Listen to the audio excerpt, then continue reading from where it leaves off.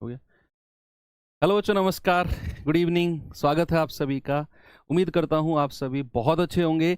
और चलिए बच्चे, आज हम लोग एक ऐसी जर्नी की शुरुआत करने जा रहे हैं जो RWA यानी कि आपके चैनल रोजगार विद अंकित पर पहली बार शुरू की जा रही है। यानी कि हाँ, रीजनिंग की अगर बात करूं तो हो चुका है, लेकिन मैथ्स में पहली बार आप लोगों के लिए फाउंडेशन बैच लिया गया है, जो किसी एक पर्टिकुलर वैकेंसी को नहीं, बहुत सारी वैकेंसीज को मद्देनजर रखते हुए आप लोगों के लिए एक बहुत ही सुलझे हुए तरीके से मैं शुरुआत करने जा रहा हूं। मैं आपके साथ डिस्कशन भी करूंगा कि क्या चीज हम करने वाले हैं। शुरू के 15-20 मिनट तो हम, आज हमारी फर्स्ट क्लास है तो हमें ये देखना है कि क्या करना है, कैसे करना है, क्या आप लोगों के लिए मैं स्पेशल करने वाला हूं, क्या आपको आज स्पेशल यहाँ मिलने वाला है। तो बहुत सारी चीज़ें हम डिस्कस करने वाले हैं। तो ये बैच हालांकि 12 तारीख से शुरू होना था, लेकिन कुछ आपके एग्जाम्स की वजह से इसको शिफ्ट कर दिया गया और आज 21 तारीख को ये क्लास आपकी शुरू है। बच्चे, आज आपकी पहली डेमो क्लास है और यहाँ से हम शुरुआत करेंगे। और बहुत मतलब अगर मैं कहूँ तो हर एक जीरो वाला बच्चा जो मेरे साथ ये उम्मीद करके जुड़ रहा है कि यार मैथ्स को अच्छा करना है, क्योंकि मैथ्स को लेकर बहुत सारे बच्चे परेशान होते हैं। अलग अलग एग्जाम्स के आप फॉर्म भरते हो और आपको लगता है कि यार इस एग्जाम में पता नहीं कैसा लेवल आ जाए, इस एग्जाम में पता नहीं कैसा लेवल आ जाए। आपने कभी एक बात सोचा, आपने देखा होगा कि जो बच्चे सेलेक्ट होते हैं वो कई सारे एग्जाम में सेलेक्ट होते हैं, है ना। मान लो कोई एसएससी जीडी में सेलेक्ट हो गया, आपने देखा होगा वो एमटीएस में भी सेलेक्ट हो जाएगा। कोई एसएससी सीजीएल में सेलेक्ट हुआ, आपने देखा होगा उसका सीएचएसएल में भी नंबर आएगा, उसका किसी स्टेट एग्जाम में भी नंबर आएगा। क्यों भाई? क्या वो अलग अलग कोर्स लेकर सबकी तैयारी करता है? कभी सोचा आपने? नहीं। वो क्या करता है बच्चा कि वो अपनी चीजों को एक ही बार सुधारता है। यार मुझे एक अच्छे लेवल तक चीजें सुधारनी है और फिर मैं अलग अलग एग्जाम के फॉर्म भरूंगा और सबको निकालता हुआ चला जाऊंगा। तो ये चीज फाउंडेशन बैच में आपकी, आपके कॉन्फिडेंस को, आपकी तैयारी को मजबूत करेगी कि मैथ्स अगर आप मेरे साथ पढ़ रहे हो तो कौन कौन से एग्जाम हैं जिनमें आप बेधड़क अगर फॉर्म भरोगे ना तो उसमें मैथ्स का एक सिंगल सवाल नहीं छोड़कर आओगे। ओके, तो चलिए स्टार्ट करते हैं आगे। हालांकि ये हमारा टॉपिक है, उससे पहले बहुत सारी चीज़ें मुझे आपके साथ डिस्कस करनी है। बच्चे, बैच के बारे में अगर मैं आपको बताऊं तो ये जो बैच है आपका, ये थोड़ा सा एडिट कर लेना, 21 तारीख है। ये जो बैच है आपका, ये हालांकि 20% ऑफ के ऑफ पर चल रहा है। हालांकि 499 इसका प्राइस है। आज आपकी पहली डेमो है, तो बच्चे फर्स्ट 3 डेमो यानी कि आज 21, 22 और 23, ये 3 दिन आपका जो डेमो चलेगा, इसमें आपका 20% ऑफ, यानी कि ये बैच आप 399 में ले सकते हो। उसके बाद में ये सारी क्लासेस जो यूट्यूब पर चल रही हैं 3 दिन चलेंगी। चौथी जो क्लास होगी ये एप्लीकेशन पर शिफ्ट हो जाएगी, आपको यूट्यूब पर नहीं मिलेगी और तब तक ही आपके पास ऑफर रहेगा 20% ऑफ का। उसके बाद आप परचेस करना चाहें तो कर सकते हैं, रिकॉर्डेड फॉर्म में आपको वीडियो मिलेंगी, लेकिन जो बैच होगा वो आप 499 में देख पा रहे होंगे। ठीक है, तो आप आराम से 3 दिन डेमो लीजिए और तीसरे दिन के रात 12 बजे तक आराम से डिसीजन लेकर सोचना कि यार हमें क्या करना है, क्या चीज़ हमारी जर्नी में हमारी हेल्पफुल होगी, क्या ये चीज़, या फिर नहीं होगी। उसके बाद आपका डिसीजन और आपका कॉल रहेगी। कैसे परचेस करना है वो मैं आपको बता दूं। बच्चे, आप जैसे ही एप्लीकेशन ओपन करेंगे, सबसे पहले आपको पेड क्लास वाला ऑप्शन दिखेगा, इसमें जाके आपको ये बैच दिखेगा, उसमें आप बाई नाउ पर क्लिक करेंगे और कूपन में ये जरूर लगा देना। बच्चे, ये चीज़ जरूर लगाना कूपन में, DEEP20 कैपिटल में बिना कोई स्पेस के, और कूपन में लगा के अप्लाई करोगे तो ये 399 में ऑटोमेटिक दिखेगा और फिर पे ऑनलाइन आप कर सकते हो। ओके, तो थोड़ी थोड़ी सारी चीज़ें मैं आपके साथ डिस्कस करूंगा।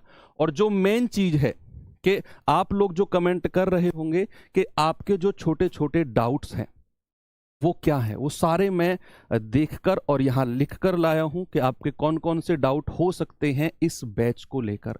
तो चलिए उसको मैं अभी डिस्कस करने वाला हूं।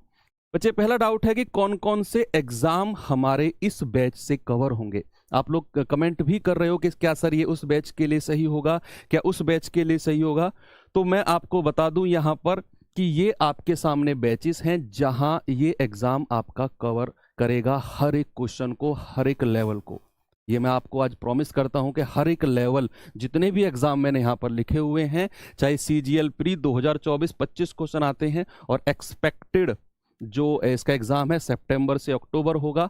और फिर एसएससी सीजीएल मेंस में 30 क्वेश्चन वो उसके एज पर शेड्यूल होगा। सीएचएसएल प्री 25 क्वेश्चन जून जुलाई में एग्जाम होगा। CHSL mains, CPO, SSC MTS, SSC GD और SSC phase 11, UPSI, UPASI, UP triple SC PET, railway ALP CBT 1 अभी नोटिफिकेशन आया है, ALP CBT 2, railway group D, railway NTPC, Delhi police, Haryana police अभी notification आया है, यूपी लेखपाल। और यहाँ पर जितने भी बैंकिंग एग्जाम की आप तैयारी कर रहे हो, हर एग्जाम में ये कोर्स आपके लिए बहुत अच्छा साबित होने वाला है। टीचिंग एग्जाम वाले बच्चे भी और जितने भी वनडे एग्जाम होते हैं, हर किसी में हर लेवल को हम इस बैच में कवर कर रहे होंगे। ठीक है, तो आप इनमें से किसी भी एग्जाम की अगर तैयारी कर रहे हैं तो ये बैच के साथ आप जुड़ सकते हैं और हर लेवल हर टाइप में आपको यहाँ कराऊंगा। ठीक है, अगला आपका एक कॉमन डाउट आता है कि सिलेबस कब तक होगा। बच्चे सिलेबस आज से हमारा शुरू हो रहा है और हम यहाँ इसको 4 to 5 मंथ्स में 4 to 5 मंथ्स में इस सिलेबस को कंप्लीट कर रहे होंगे। तीसरा डाउट आता है बैच की वैलिडिटी कब तक रहेगी। बच्चे बैच की वैलिडिटी रहेगी 1 साल तक, 1 ईयर तक। आज से लेकर आज 21 फरवरी है, अगली 21 फरवरी तक आपके साथ बैच रहेगा। डिस्काउंट कब तक रहेगा वो मैं आपको बता चुका हूं कि फर्स्ट 3 डेमो तक आप डिस्काउंट ले सकते हैं। डेमो क्लास कब तक रहेंगी आपकी 21, 22 और 23 फरवरी तक आपकी डेमो क्लासेस रहेंगी। अगला डाउट आता है कि डाउट ग्रुप से कैसे जुड़ें। आप जैसे ही पेड बैच में क्लिक करते हो वहां आपको एक टेलीग्राम ग्रुप का ऑप्शन दिखता है, उससे आप सीधा लिंक से टेलीग्राम में जुड़ जाओगे और जितने भी डाउट्स वगैरह हैं वहां मैं और मेरी टीम आपके साथ जुड़ी रहेगी आपके हर डाउट को सॉल्व करने के लिए। ठीक है भाई, वर्कशीट कहाँ मिलेंगी? आपकी हर क्लास के साथ अटैच होगी आपकी बोर्ड पीडीएफ भी, हैंड रिटन नोट्स भी मैं आपको प्रोवाइड कराऊंगा और एक रेगुलर वर्कशीट और उस वर्कशीट का हैंड रिटन क्वेश्चन भी, जो वर्कशीट आपको मिलेगी ना उसका हैंड रिटन क्वेश्चन भी सॉल्यूशन भी आपको मैं प्रोवाइड कराऊंगा। वो चीज़ आपकी हेल्पफुल होगी सवालों को समझने में और करने में। ठीक है भाई, लेवल क्या रहेगा ये भी मैं आपको बता चुका हूं कि जितने भी एग्जाम मैंने आपको दिखाए हैं ना, हर एग्जाम का प्रीवियस ईयर एनालिसिस करते हुए हर लेवल को मैं कवर करूंगा, जितने भी एग्जाम मैंने आपको यहां दिखाए हैं। फिर क्या है और क्या स्पेशल होगा ये मैं आपको बताना चाहता हूं कि क्या और स्पेशल मैं आपके लिए करूंगा। बच्चे आपकी जो क्लासेस चलेंगी ना वो मंडे से सैटरडे तक चलेंगी और संडे वाले दिन मैं क्या करूंगा आपके लिए कि उस वीक में जितने भी सिलेबस हम कंप्लीट करेंगे, जितना भी उस 7-6 दिन के अंदर, संडे में उस सिलेबस से एक 50 क्वेश्चन की सीट मैं लेकर आऊंगा, 50 क्वेश्चन की। और वो 50 क्वेश्चन होंगे हर एग्जाम में आए हुए PYQ, उस पूरे वीक में जितने पढ़ा है उससे रिलेटेड। और उस 50 क्वेश्चन को हम सॉल्व कर रहे होंगे कहाँ? यूट्यूब पर। भाई आपको वर्कशीट वगैरह सब मिलेंगी, लेकिन संडे वाले दिन हमारी जो क्लास होगी वो यूट्यूब पर होगी और एक 50 क्वेश्चन का सेट प्रीवियस ईयर, ताकि आपको पता चले कि इस वीक में जो हमने पढ़ा क्या वो हमारे फायदेमंद है। जिस भी एग्जाम की आप तैयारी कर रहे हो हर एग्जाम का PYQ आपको मैं यहाँ प्रोवाइड कराऊंगा। और सबसे लास्ट में सबसे बड़ा गिफ्ट जो मैं आपको देने वाला हूँ कि कौन सी बुक लें, ये सबसे बड़ा बच्चों का क्वेश्चन है। ये सारे आप ही लोगों के कॉमन डाउट हैं जो मैंने देखे हैं अलग अलग प्लेटफॉर्म पर और उनको मैंने यहाँ पर लिखा है। अलग अलग आप कमेंट करते हो क्लासेस में। और इसके अलावा भी आपका कोई डाउट हो तो बच्चे ये हेल्पलाइन नंबर है हमारा, आप 926 यहाँ कॉन्टैक्ट करके कर सकते हो। ठीक है, यस, एक और मैं आपके लिए एक ऑफर लेकर आया हूँ और बहुत अच्छा है बच्चे। बुक की अगर मैं बात करूँ तो हम कोई भी कोर्स से पढ़ते हैं तो बुक एक कंपलसरी पार्ट हमारा हो जाती है, क्योंकि बुक पढ़ना बहुत जरूरी है। एक्स्ट्रा एफर्ट जब तक आप अपना नहीं लगाओगे चीज़ें कहीं ना कहीं एक स्थिर बनी रहेंगी। मैं अपनी तरफ से हर कंटेंट आपको दूंगा, लेकिन एक आपके पास रेफरेंस बुक होनी बहुत ज़रूरी है जहां आपको प्रीवियस ईयर क्वेश्चंस मिले। तो बच्चे ये बुक है, हालांकि इस पे आपको राहुल सर का फोटो दिख रहा होगा। इस बुक पर मैंने और राहुल सर ने दोनों ने मिलकर बराबर काम किया है, मतलब हम दोनों के सुपरविजन में ये बुक तैयार हुई है। एक एक क्वेश्चन एक एक चैप्टर हम लोगों ने देखकर इस पे तैयार किया है। तो ये बुक आप परचेज कर सकते हैं। और हाँ, आपकी जब तक फर्स्ट डेमो रहेगी 21, 22 और 23 फेब, 21, 22 और 23 फरवरी तक, यानी कि 23 फरवरी के रात के 12 बजे तक। अभी ये बुक आप अगर ऑफर में देखोगे तो 299 में मिलेगी, लेकिन आप लोगों के लिए इस बैच से आप जुड़ना चाह रहे हैं, कोई नहीं, सभी के लिए मैंने ऑफर कर दिया है कि आप ये बुक 250 में ले सकते हो आपको। लेकिन ये फ्लिपकार्ट अमेजोन से नहीं मिलेगी, आपको एप्लीकेशन से ही ये बुक परचेस करनी पड़ेगी। बुक वाले फोल्डर में आप जाओगे, वहाँ से आप बुक को परचेस करोगे और केवल 3 दिन तक आप ये बुक 250 में ले सकते हो। तो जिन बच्चों ने कोर्स परचेस कर लिया है उनसे तो मैं स्पेशल बोलूँगा कि आप लोग तो ये बुक ले ही लो, क्योंकि थ्रू आउट द कोर्स इस बुक का रेफरेंस हम साथ में रखेंगे। ठीक है, तो आप लोग तो देर करो ही मत, और जिन्होंने अभी कोर्स नहीं लिया है आप लोग भी बुक ले सकते हो। अगर आप केवल बुक से पढ़ना चाहते हो और बाद में जुड़ना चाहते हो तो बाद में भी आप ले सकते हो। ठीक है भाई, तो ये बुक का ऑफर केवल 3 दिन के लिए 250 होगा, उसके बाद जो चल रहा है शायद 299 या जितना भी है उतना ये हो जाएगा। केवल एप्लीकेशन से ही बच्चे आप या वेबसाइट से आप इसे परचेस कर सकते हो। ये छोटी छोटी चीजें हैं जो मैं इसकी अलग वीडियो भी बना सकता था, लेकिन मैंने सोचा कि इसको क्लास के शुरू में 10-15 मिनट में ही इसे कंप्लीट कर लेंगे हम। ठीक है, चलिए अब हम यहाँ डिस्कस करने वाले हैं कि हमारा सिलेबस क्या है, इसमें हमें पढ़ना क्या है सिलेबस में, है ना। तो वो चीज़ भी बहुत ज़रूरी है कि क्या हम इस बैच में पढ़ने वाले हैं और कितना हम पढ़ने वाले हैं। तो मैंने ना चैप्टर्स को बच्चे थोड़ा सा ग्रुप वाइज बांटा हुआ है, और ये ग्रुप वाइज क्यों बांटा हुआ है, क्योंकि ये सिमिलर चैप्टर हैं किसी भी ग्रुप को लेकर।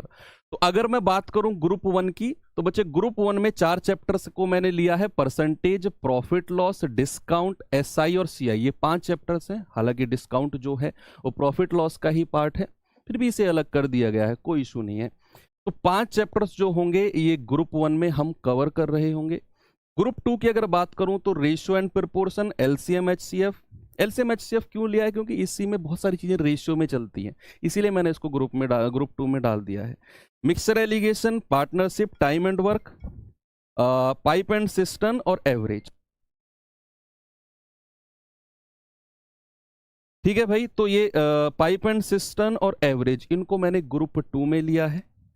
तीसरे ग्रुप की अगर बात करूं तो time, speed and distance, boat and stream, इन चीज को मैंने तीसरे ग्रुप में लिया है। फोर्थ ग्रुप की अगर बात करूं तो नंबर सिस्टम, सिंप्लीफिकेशन और सर्च सिंथेसिस।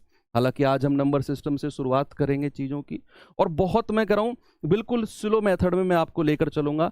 जो बच्चा स्टार्ट कर रहा है मैथ को उसे भी ऐसा लगेगा कि हाँ ये चीज़ मैं कर लूँगा, और जो ऑलरेडी कहीं से पढ़ा हुआ है वो अपने चीज़ों को मजबूत करने आया है हर लेवल के लिए, उसे भी मैं एक बहुत अच्छे स्तर तक लेकर जाऊँगा।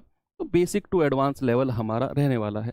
ग्रुप 5 की बात करें तो एडवांस मैथ, जो कि मैं फर्स्ट टाइम पढ़ाने वाला हूँ चैनल पे, है ना। मेंसुरेशन तो पढ़ा चुका हूँ कई बार, अलजेब्रा, ट्रिग्नोमेट्री और ज्योमेट्री आपका पार्ट होने वाले हैं।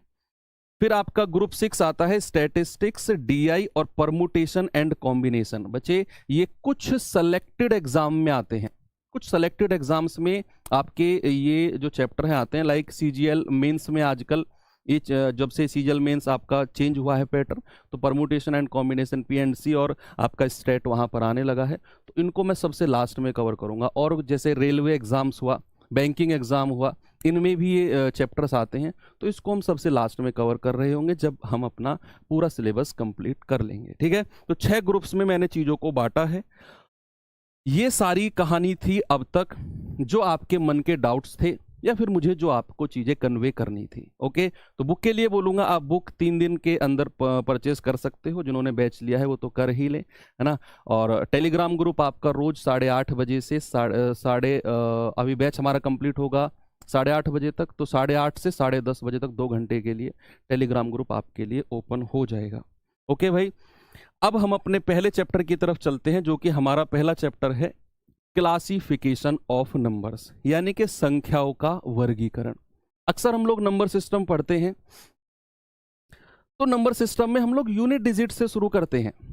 हमने यूनिट डिजिट सब कुछ पढ़ लिया, हमने पूरा अर्थमेटिक पढ़ लिया, हमने पूरा एडवांस मैथ पढ़ लिया, लेकिन कल को हमसे ये कोई पूछने लगे कि यार जो हमारी रिकरिंग नंबर्स होते हैं, दोहराने वाली संख्याएं होती हैं, या नॉन रिकरिंग नंबर, ना दोहराने वाली संख्याएं, वो क्या होती हैं जरा बताना। या फिर अगर मैं तुमसे पूछने लगूं क्या हमारे जो रैशनल नंबर हैं क्या वो रियल नंबर होते हैं, क्या परिमेय संख्या हमारी वास्तविक संख्या होती हैं, आप कहेंगे पता नहीं सर।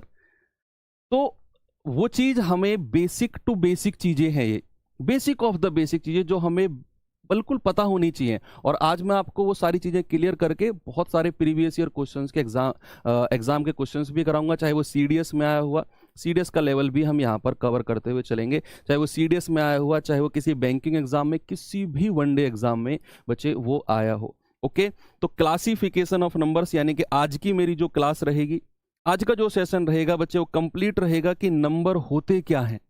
हम अक्सर सीखते हैं, सुनते हैं कि यार 5वीं 6ठी क्लास में हमको पढ़ाया जाता है, लेकिन उस टाइम पर हमारा केवल एक ही फोकस रहता है कि यार काम करो, मास्टर को कल होमवर्क ला के दिखा दो और काम खत्म। हमारा क्या होता है नंबर, वो हमारा मतलब नहीं है, मास्टर अपने आप सीखेगा इन चीज़ों को, है ना, हमारा उनसे कोई मतलब है नहीं।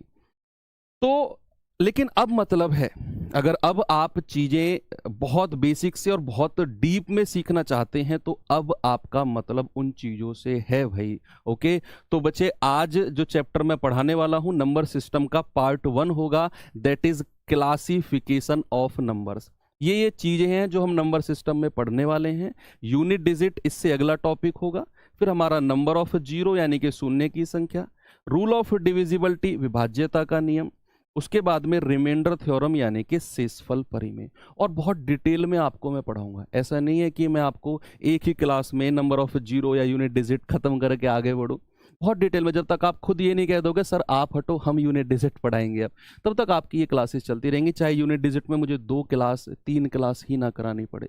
तो इसीलिए मैं बहुत सारी चीज़ें बहुत सारी डिटेल में आपको पढ़ाने वाला हूँ, क्योंकि बहुत सारे एग्जाम हम बच्चे यहाँ पर कवर करने वाले हैं। और इस क्लास के लास्ट में मैं आपको कुछ क्वेश्चन दूंगा यहीं पर क्लास में, और मेरा विश्वास करो मुझसे पहले आप उन्हें सॉल्व कर रहे होगे, और कुछ सवाल मैं आपको वर्कशीट के लिए भी दूंगा। ओके, तो चलिए स्टार्ट करते हैं भाई अपनी जर्नी को। ये सारी बातें हुई और अब अपने चैप्टर को शुरू करते हैं। बच्चे चैप्टर का नाम है हमारे का नंबर सिस्टम, और नंबर सिस्टम में हम क्लासिफिकेशन ऑफ नंबर्स पढ़ रहे हैं। क्या पढ़ रहे हैं बच्चे? Classification of numbers. बाइलिंगुअल चीजें चलेंगी दोनों लैंग्वेज में, अगर आप इंग्लिश मीडियम से भी हैं तो भी आप प्रॉपर अच्छे से चीजों को कवर करेंगे, सारी चीजें आपको बाइलिंगुअल मिलेंगी। क्लासिफिकेशन ऑफ नंबर्स यानी कि संख्याओं का वर्गीकरण। एक ट्री बनने वाला है अब, और आपको बिल्कुल भी नहीं घबराना है। एक एक चीज जो मैं आपको पढ़ाता चलूं, आपने केवल उसी पर फोकस करना है।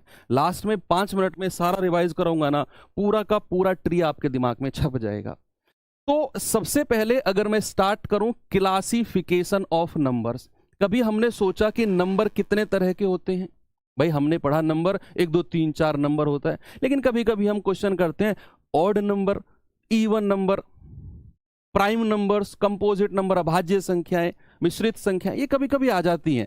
तो उन चीज़ों को कहाँ से ये आई हैं, कहाँ से जनरेट हुई हैं, प्रॉपर तरीके से हम इन चीज़ों को करने वाले हैं। ओके, तो बच्चे आप इस चीज़ को नोट्स भी साथ में बना सकते हैं, या फिर आप, क्योंकि कंप्लीट थ्योरी क्लास होने वाली है तो थ्योरी क्लास का आप नोट्स भी बना सकते हैं, और ये आपको रिटर्न में भी एक PDF फॉर्मेट में एप्लीकेशन पर मिल जाएगी। ओके, तो चलिए स्टार्ट करते हैं क्लासिफिकेशन ऑफ नंबर्स यानी कि संख्याओं का वर्गीकरण। बच्चे अगर मैं बात करूं संख्याओं के वर्गीकरण की, नोट्स की अगर मैं बात करूं, अगर आप बनाना चाहते हैं तो आप बना लीजिए, नहीं तो आपको हैंड रिटन नोट्स मिल ही जाएंगे। देखो अगर मैं बात करूं संख्याओं की वर्गीकरण की, तो दो संख्याओं को 2 पार्ट्स में बांटा गया है। एक है रियल नंबर्स, क्या है बच्चे? एक है रियल नंबर्स, बहुत स्लो पढ़ाऊंगा बिल्कुल, क्योंकि ये चीज समझना बहुत जरूरी है। एक है रियल नंबर्स, जिसको हिंदी में क्या बोलते हैं? वास्तविक संख्याएं, हिंदी में बोलते हैं वास्तविक संख्याएं। और दूसरा है आपका इमेजिनरी नंबर्स, इमेजिनरी नंबर्स। आज आपको फील आएगी कि यार हम मैथ्स पढ़ रहे हैं या फिर कोई थ्योरी क्लास पढ़ रहे हैं, लेकिन ये बहुत जरूरी है। इमेजिनरी नंबर्स मतलब होता है बच्चे काल्पनिक संख्याएं, काल्पनिक संख्याएं। रियल नंबर्स क्या होते हैं वो बाद में पढ़ेंगे, पहले जो छोटा पार्ट है उसको कंप्लीट कर लेते हैं। हालांकि इमेजिनरी नंबर्स जो होते हैं वो हमारे सिलेबस में नहीं है, मैं आपको फिर भी बता देता हूं कि होते क्या हैं। बच्चे इमेजिनरी नंबर होते हैं जिन संख्याओं के रूट में नेगेटिव हो, यानी कि ऋणात्मक वर्गमूल के अंदर अगर किसी संख्या के वर्गमूल के अंदर कोई ऋणात्मक संख्या है, मैं कहूं कि वर्गमूल के अंदर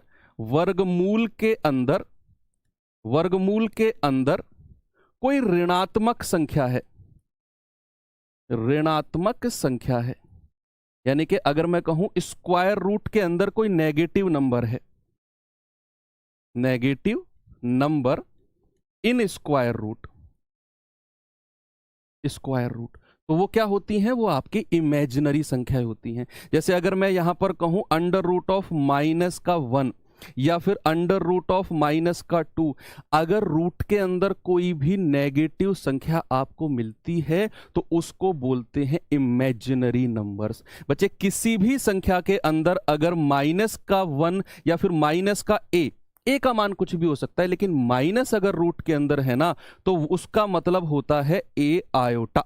आई का मतलब होता है अगर रूट के अंदर -1 हुआ ना, रूट के अंदर अगर -1 हुआ तो इसका मतलब होता है आयोटा।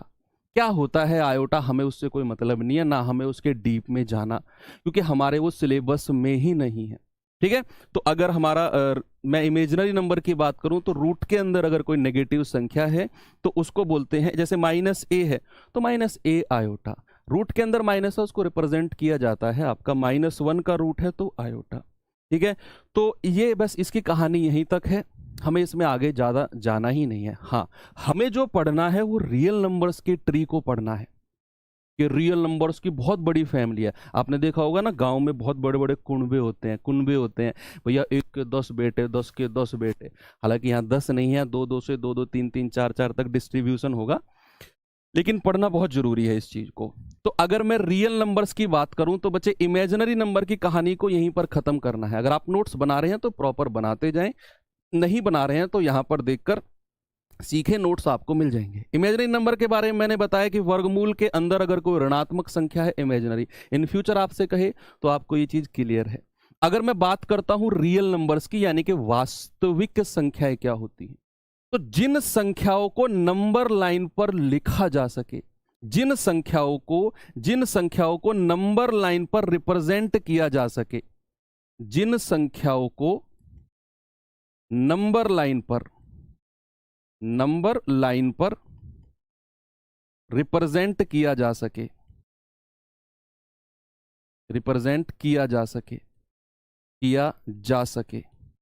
वो संख्याएं क्या होती हैं? वो संख्याएं वास्तविक संख्या होती हैं। अब सर नंबर लाइन क्या होती है? भाई नंबर लाइन के बारे में थोड़ा सा देख लेते हैं। नंबर लाइन आपने कुछ इस तरीके का पढ़ा होगा, एक सेंटर में 0 होता है और इधर होता है आपका पॉजिटिव इनफाइनाइट नंबर, और इधर चले तो होता है नेगेटिव इनफाइनाइट, यानी कि इधर चले तो +1 +2 +3, और ये चीजें इनफाइनाइट तक जाती हैं, अनगिनत बार तक जाती हैं। और अगर लेफ्ट हैंड साइड चलूं तो -1 -2 -3, और ये चीजें नेगेटिव इनफाइनाइट, अनगिनत नेगेटिव संख्या की तरफ जाती हैं। तो हर वो संख्या जिसको मैं नंबर लाइन पर लिख सकता हूं वो हमारे रियल नंबर होते हैं।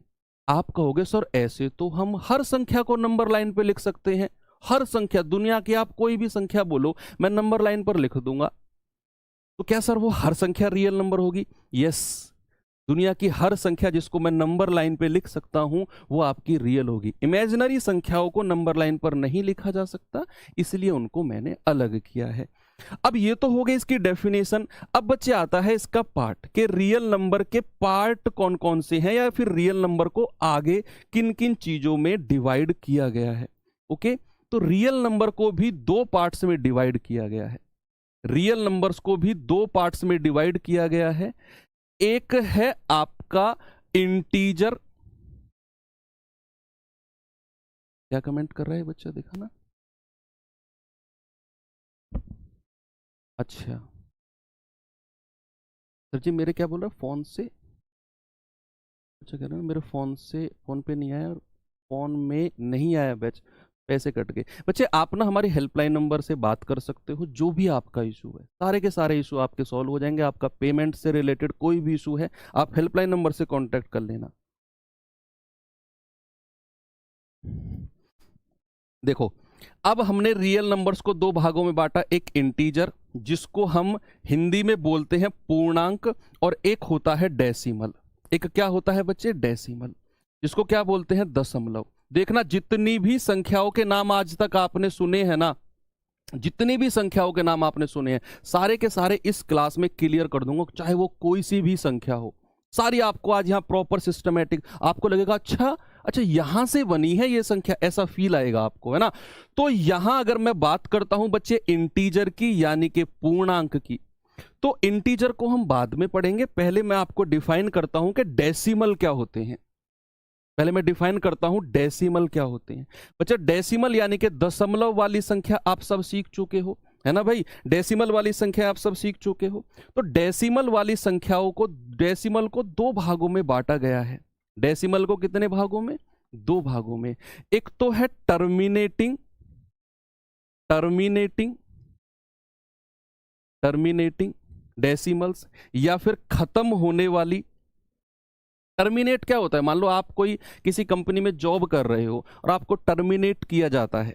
आपने कभी सुना है टर्मिनेट नाम? आप जो बच्चे कहीं जॉब कर रहे होंगे या फिर जिन्होंने ये पहली बार वर्ड सुना है, तो उनको मैं बता दूं, टर्मिनेटिंग होता है जो समाप्त हो जाता है, जो आगे नहीं बढ़ता है, उसको बोलते हैं टर्मिनेशन, है ना। तो टर्मिनेटिंग यानी कि जिस चीज को वहीं पर रोक दिया गया है, उसको आगे नहीं बढ़ने दिया गया है, तो वो होता है टर्मिनेटिंग। और एक पार्ट होता है इसका नॉन टर्मिनेटिंग। क्या होता है बच्चे? Non terminating. लास्ट अभी जितना मैं आपको पढ़ा रहा हूं ना, केवल उस पर फोकस करो। जब ये सारा कंप्लीट हो जाएगा तो पूरा हम रिवाइज करेंगे इसको 5 मिनट में, और देखना पूरा का पूरा ट्री आपके दिमाग में छप जाएगा। तो डेसिमल को दो भागों में बांटा, एक टर्मिनेटिंग यानी कि खत्म होने वाली,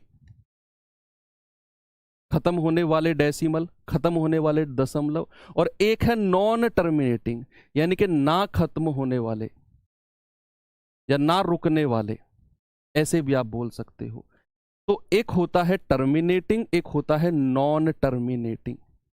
तो टर्मिनेटिंग डेसिमल क्या होते हैं भाई? टर्मिनेटिंग डेसिमल होते हैं जो डेसिमल किसी एक पर्टिकुलर डेसिमल के बाद रुक जाएं। जैसे अब मैं अगर आपको यहां से कहूं कि भैया 0.25, मैंने जस्ट इतना लिखा, मैंने लिखा 0.25 और इसके आगे मैंने कुछ भी नहीं लिखा, ये डेसिमल हो गया टर्मिनेटिंग यानी कि खत्म हो गया। डेसिमल के बाद दो संख्या और काम खत्म, डेसिमल के बाद दो संख्या और आपका काम खत्म, ये होता है आपका टर्मिनेटिंग।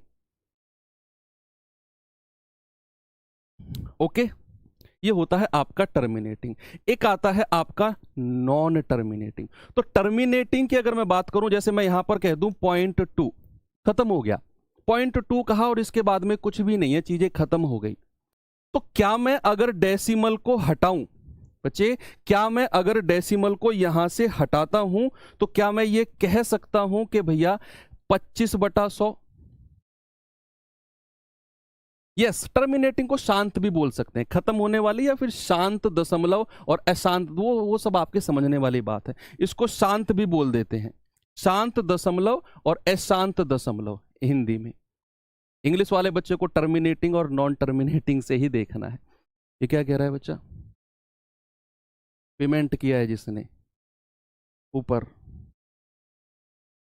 क्यों भाई यार, तुम लोग ऐसा क्यों करते हो कि मतलब आप अपना कमेंट हाईलाइट करने के लिए पेमेंट कर दिया?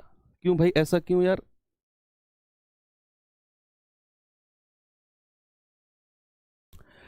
ठीक है भाई, तो यहां पर अगर मैं आपसे कहूं कि टर्मिनेटिंग यानी कि 25/100, तो 25 एकम 25, 25 चौके 100।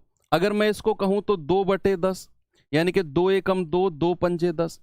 क्या ये संख्या आपकी p/q फॉर्म में लिखी, एक भिन्नात्मक संख्या लिखी गई? भाई 1/4 क्या होता है? फ्रैक्शन। 1/5 क्या होता है? भिन्न। तो बच्चे जो आपके टर्मिनेटिंग संख्याएं होती है ना, जो खत्म हो जाती हैं, उन्हीं को ही क्या बोला जाता है? उन्हीं को ही बोला जाता है रैशनल नंबर्स। क्या बोला जाता है? Rational numbers. अब पता चला रैशनल नंबर्स क्या होते हैं, यानी कि परिमेय संख्या क्या होती है, परिमेय संख्याएं क्या होती हैं। पता चला आपको कि जिन अभी तक आपने जो परिमेय संख्या पढ़ी होंगी ना, वो केवल इतना पढ़ा होगा कि जिन संख्याओं को p/q की फॉर्म में लिखा गया, वो रैशनल होते हैं। लेकिन ये पी बाई क्यू की फॉर्म में आया कहां से, ये मैंने आज आपको बताया कि डेसिमल के दो पार्ट होते हैं, टर्मिनेटिंग और नॉन टर्मिनेटिंग। जो रुक ही नहीं रहे हैं वो नॉन, हालांकि नॉन टर्मिनेटिंग का भी एक पार्ट पी बाई क्यू की फॉर्म में लिखा जाता है, वो भी बताऊंगा मैं आपको। लेकिन टर्मिनेटिंग को प्रॉपर मैं पी बाई क्यू की फॉर्म में लिख सकता हूं प्रॉपर। और जिन संख्या को मैंने पी बाई क्यू की फॉर्म में लिख दिया उनको क्या बोलेंगे, रैशनल नंबर। यानी कि टर्मिनेटिंग डेसिमल को मैं क्या बोलूंगा, मैं बोलूंगा रैशनल, यानी कि परिमेय संख्या। इसकी डेफिनेशन अगर मैं लिखूं तो जो संख्याएं बच्चे, जो संख्याएं P बाई क्यू की फॉर्म में, P बाई क्यू की फॉर्म में लिखी जा सकती हैं, जो संख्याएं P बाई क्यू की फॉर्म में लिखी जा सकती हैं उनको क्या कहेंगे। और यहां पर जो Q है, जो डिनोमिनेटर है, वो 0 के बराबर नहीं होना चाहिए। फिलहाल आप ये मत सोचना सर इतनी चीजें आप समझा रहे हो कैसे दिमाग में रखना है। जो अगर मैं आपको इस पॉइंट पर रैशनल नंबर के बारे में कह रहा हूं ना, तो बस रैशनल नंबर आपको पढ़ना है। भूल जाओ इससे पहले मैंने क्या पढ़ाया, रियल वियल, ये बाद में रिवीजन के टाइम पे पूरा कवर होगा। अभी रैशनल पे फोकस करो। इसके बाद में मैं नॉन टर्मिनेटिंग पे जाऊंगा ना, तो इस वाले को चाहे भूल जाना आप क्या पढ़ाया था। अभी फिलहाल जो पढ़ा रहा हूं उस पे आपका फोकस रहना है। मैंने कहा टर्मिनेटिंग संख्याएं, जो शांत होने वाली संख्या या फिर खत्म होने वाली संख्याएं हैं, उनको हम बोलते हैं क्या, परिमेय, यानी कि रैशनल नंबर। और रैशनल नंबर क्या होता है, जो संख्याएं P बाई क्यू की फॉर्म में लिख जाएं। इसका मतलब है कि टर्मिनेटिंग को ही रैशनल नंबर्स हम बोलते हैं। इसका काम यहां पर खत्म होता है। अब आते हैं नॉन टर्मिनेटिंग। बच्चे नॉन टर्मिनेटिंग को भी दो पार्टों में बांटा गया है। नॉन टर्मिनेटिंग को भी दो पार्टों में बांटा गया है। एक है आपका रिकरिंग। रिकरिंग का मतलब हिंदी में होता है बार बार जो संख्या आती है ना। रिकरिंग मतलब जो अपने आप को दोहराती है, जैसे दोहराने वाले दशमलव, दोहराने वाले दशमलव, दशमलव संख्याएं, दोहराने वाली दशमलव संख्या। और एक होता है बच्चे नॉन रिकरिंग। अभी फिलहाल इस पे फोकस करना है, पहले जो पढ़ा उसे साइड में कर दो। नॉन रिकरिंग, इन पर सब पे एक एक क्वेश्चन है जो प्रीवियस ईयर में आया है, अभी आपको कराऊंगा। और विश्वास करो मुझसे पहले आंसर आप देने वाले हो। अगर मैं बात करूं non recurring numbers, non recurring यानी कि ना दोहराने वाले, ना दोहराने वाले, ना दोहराने वाले जो दशमलव संख्याएं हैं उनको बोलते हैं नॉन रिकरिंग।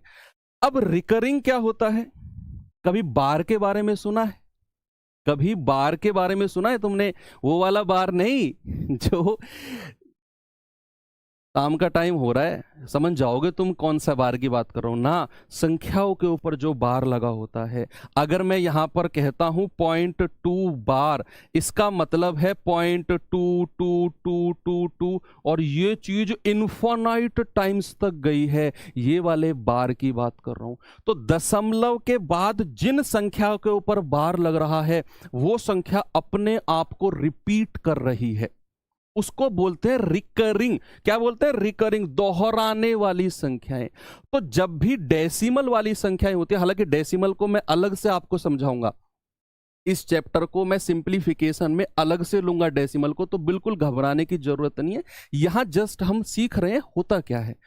तो जो पॉइंट के बाद संख्या के ऊपर बार है वो अपने आप को अनगिनत बार रिपीट करेगी। जैसे 0.2 बार है तो इसको मैं लिख सकता हूं 2 बटा, और एक संख्या के ऊपर बार है तो इतने में 9 लिख देता हूं, 2 बटा 9। और जैसे ही मैंने इसको 2 बटा 9 लिखा तो ये संख्या कौन सी बन गई, बताओ आप मुझे। जैसे ही बच्चे मैंने इस 0.2 बार को 2 बटा 9 लिखा, क्यों लिखा 2 बटा 9, ये डेसिमल चैप्टर जब हम पढ़ेंगे ना वहां मैं आपको प्रॉपर एक्सप्लेन करूंगा। अभी मैं आपको कह रहा हूं कि जितनी संख्या के ऊपर बार है उतने 9 नीचे आ जाते हैं। तो जैसे ही मैंने इस 0.2 बार को 2 बटा 9 लिखा, क्या ये संख्या हमारी P बाई क्यू की फॉर्म में बन गई? और अगर ये P बाई क्यू की फॉर्म में बन गई तो क्या ये रैशनल नंबर हो गए? यस। तो भैया आपके रिकरिंग नॉन टर्मिनेटिंग संख्या भी क्या होती हैं, रैशनल नंबर। ऐसे ही अगर मैं कहूं 0.25 और बार आपका 25 के ऊपर है, तो इसका मतलब है 0.252525 और ये अपने आप को इनफाइनाइट टाइम्स रिपीट करेगा। और अगर ये रिपीट करेगा तो बच्चे मैं इसको लिख सकता हूं 25/2 संख्या के ऊपर बार है तो 25/99। और जैसे ही मैंने इसको 25/99 लिखा, ये संख्या p बाई क्यू की फॉर्म में हो गई। और ये संख्या p बाई क्यू की फॉर्म में हो गई तो ये रेशनल बन गई। तो याद रखना बच्चे, जो बार वाली संख्याएं होती है ना, जिनके ऊपर बार लगा होता है, क्या वो रेशनल संख्याएं होती हैं? क्या वो परिमेय संख्या होती हैं? आप कहेंगे यस सर, वो परिमेय, वो रेशनल नंबर होते हैं। ये चीज अभी रिवीजन कराऊंगा ना, मैं कराऊं, एक एक चीज आपके दिमाग में सेट होगी, बस गौर करके सुनते रहो चीजों को। आज के बाद कोई भी आपसे कहेगा ना, आपके घर में छोटे बच्चे होंगे, आपके भाई बहन, आपके भतीजे भतीजे, आपके चाचा के बच्चे, वो कभी आपके पास मैथ्स की बुक लाते होंगे, भैया ये बताना जरा, आप घूम जाते होगे। उनको लगता है कि ये तैयारी कर रहे हैं, इनको आते होंगे, लेकिन आप घूम जाते होगे, यार ये क्या चीज है, तो हमने शुरू में पढ़ा था। आप उनसे कहते हो नहीं भाई ये हमारे सिलेबस में नहीं है, हम तो वो पढ़ते हैं परसेंटेज, हम तो प्रॉफिट लॉस पढ़ते हैं। आप पढ़ते तो हो, लेकिन आप उसका बेवकूफ बना रहे हो। ये सब भी आप पढ़ते हो, हालांकि वो बात चीज है कि अलग है कि आपको ये या तो पढ़ाया नहीं जाता या फिर आप इन पे इंटरेस्ट नहीं लेते हो, वो बात अलग है। तो चलिए अगला हमारा टॉपिक है नॉन रिकरिंग, यानी कि ये आपके टर्मिनेटिंग में, नॉन टर्मिनेटिंग में ही है। बच्चे रिकरिंग नंबर के बारे में मैंने आपको क्या बताया? जो संख्या अपने आप को दोहरा रही है, जो संख्या अपने आप को दोहरा रही है वो आपकी क्या है? वो आपकी रेशनल नंबर है, क्योंकि उनको p बाई क्यू की फॉर्म में लिख दिया। और अगर मैं बात करूंगा भैया नॉन रिपीटिंग, नॉन रिकरिंग संख्याओं की, नॉन रिकरिंग को नॉन रिपीटिंग भी बोलते हैं, तो नॉन रिकरिंग संख्या की अगर मैं बात करूं, लाइक अगर मैं यहां पर कहता हूं 0.25389287 और ये ऐसे चलते संख्या चलती रहेगी, दशमलव के बाद ये रिपीट ही नहीं करेगा। जैसे ये तो 0.222222 इनफाइनाइट, यहां पर 0.252525 इनफाइनाइट, लेकिन ये संख्या 0.2538928 हर बार संख्या लग जाएगी। तो ये होती है आपकी नॉन रिकरिंग। सपोज अगर मैं आपसे कहूं √2, अगर मैं आपसे कहूं √3, तो रूट के अंदर ऐसी संख्याएं जो परफेक्ट स्क्वायर नहीं होती हैं, जो पूर्ण वर्ग नहीं होती हैं बच्चा, वो भी आपकी नॉन रिकरिंग नंबर होते हैं। वो भी क्या होते हैं आपके? वो भी आपके नॉन रिकरिंग नंबर होते हैं।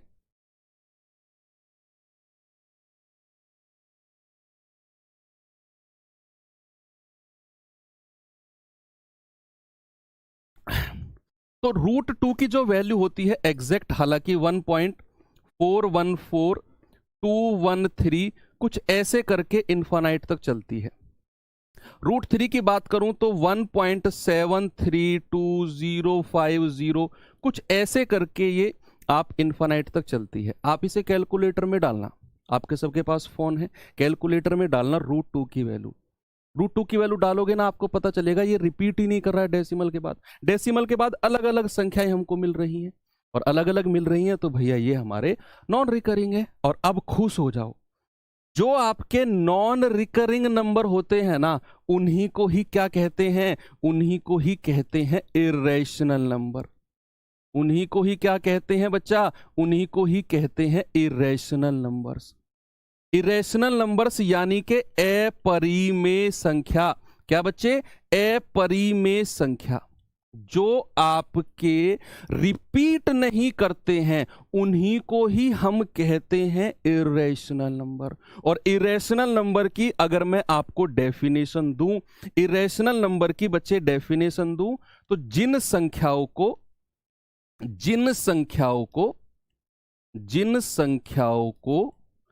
p बाई क्यू की फॉर्म में नहीं लिखा जा सकता, p बाई क्यू में नहीं लिखा जा सकता, नहीं लिखा जा सकता, वो संख्या क्या होंगी? वो संख्या इरेशनल नंबर यानी कि अपरिमेय संख्या होंगी। फिलहाल मैं कह रहा हूं जितना पढ़ा रहा हूं उस पे फोकस करो, पीछे क्या पढ़ा वो रिवीजन के टाइम पे कवर होगा, अभी मैं रिवीजन करूंगा। तो भैया इसकी ये कहानी तो यहीं पर खत्म होती है, इरेशनल नंबर पे आके ही कहानी खत्म होती है। हम डेसिमल की हमने ये फैमिली पढ़ी, ये सारी फैमिली डेसिमल की थी। अभी हम डेसिमल से पीछे आते हैं और आ जाते हैं अपने इंटीजर पे। बड़ा आसान है, ऐसे ही हमको इंटीजर पढ़ने हैं भाई, ऐसे ही हमको इंटीजर पढ़ने हैं कि इंटीजर क्या होता है।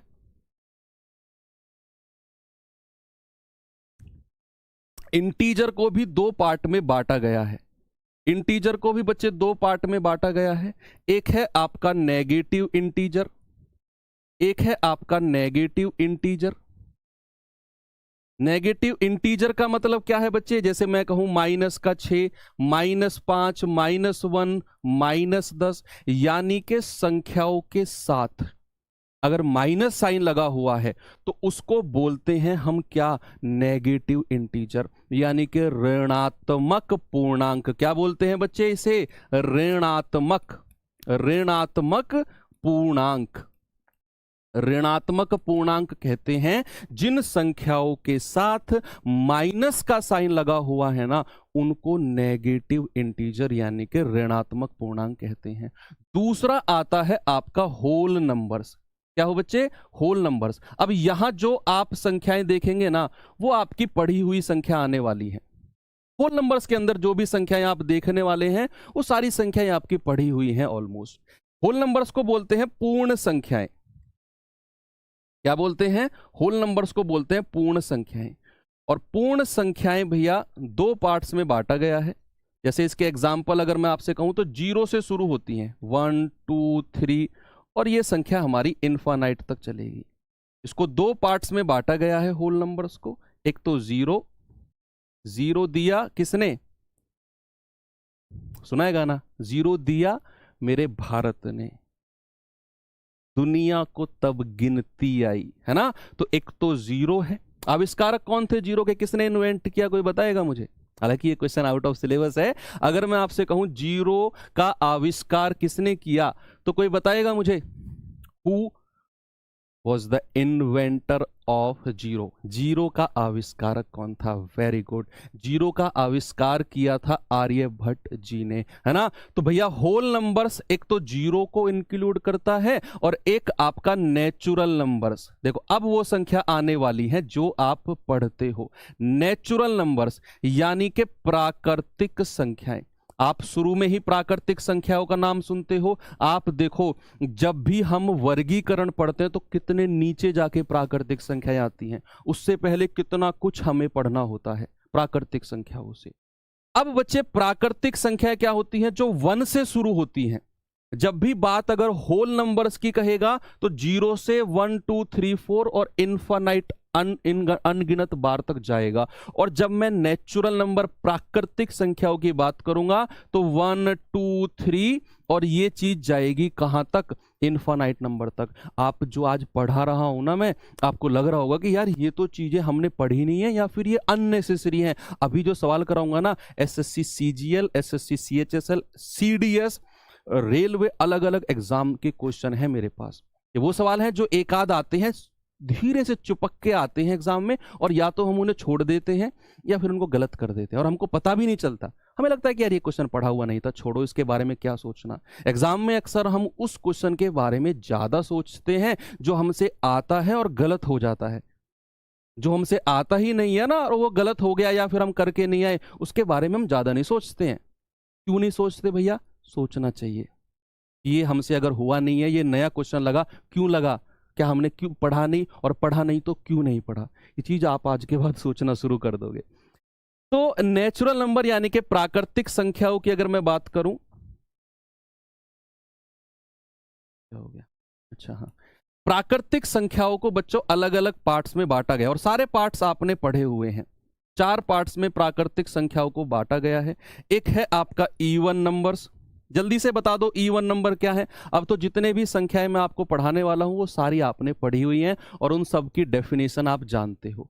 बच्चे अगर मैं इवन नंबर की बात करूं यानी कि सम संख्याओं की बात करता हूं, जल्दी से बताओ मुझे कमेंट में। जो बच्चा नोट्स नहीं बना रहा है वो तो मुझे कमेंट में जरूर बताए कि सम संख्याएं क्या होती हैं। बच्चे जो संख्याएं 2m की फॉर्म में लिखी जा सकें, जो संख्याएं 2m की फॉर्म में लिखी जा सकें, फॉर्म में लिखी जा सकें, लिखी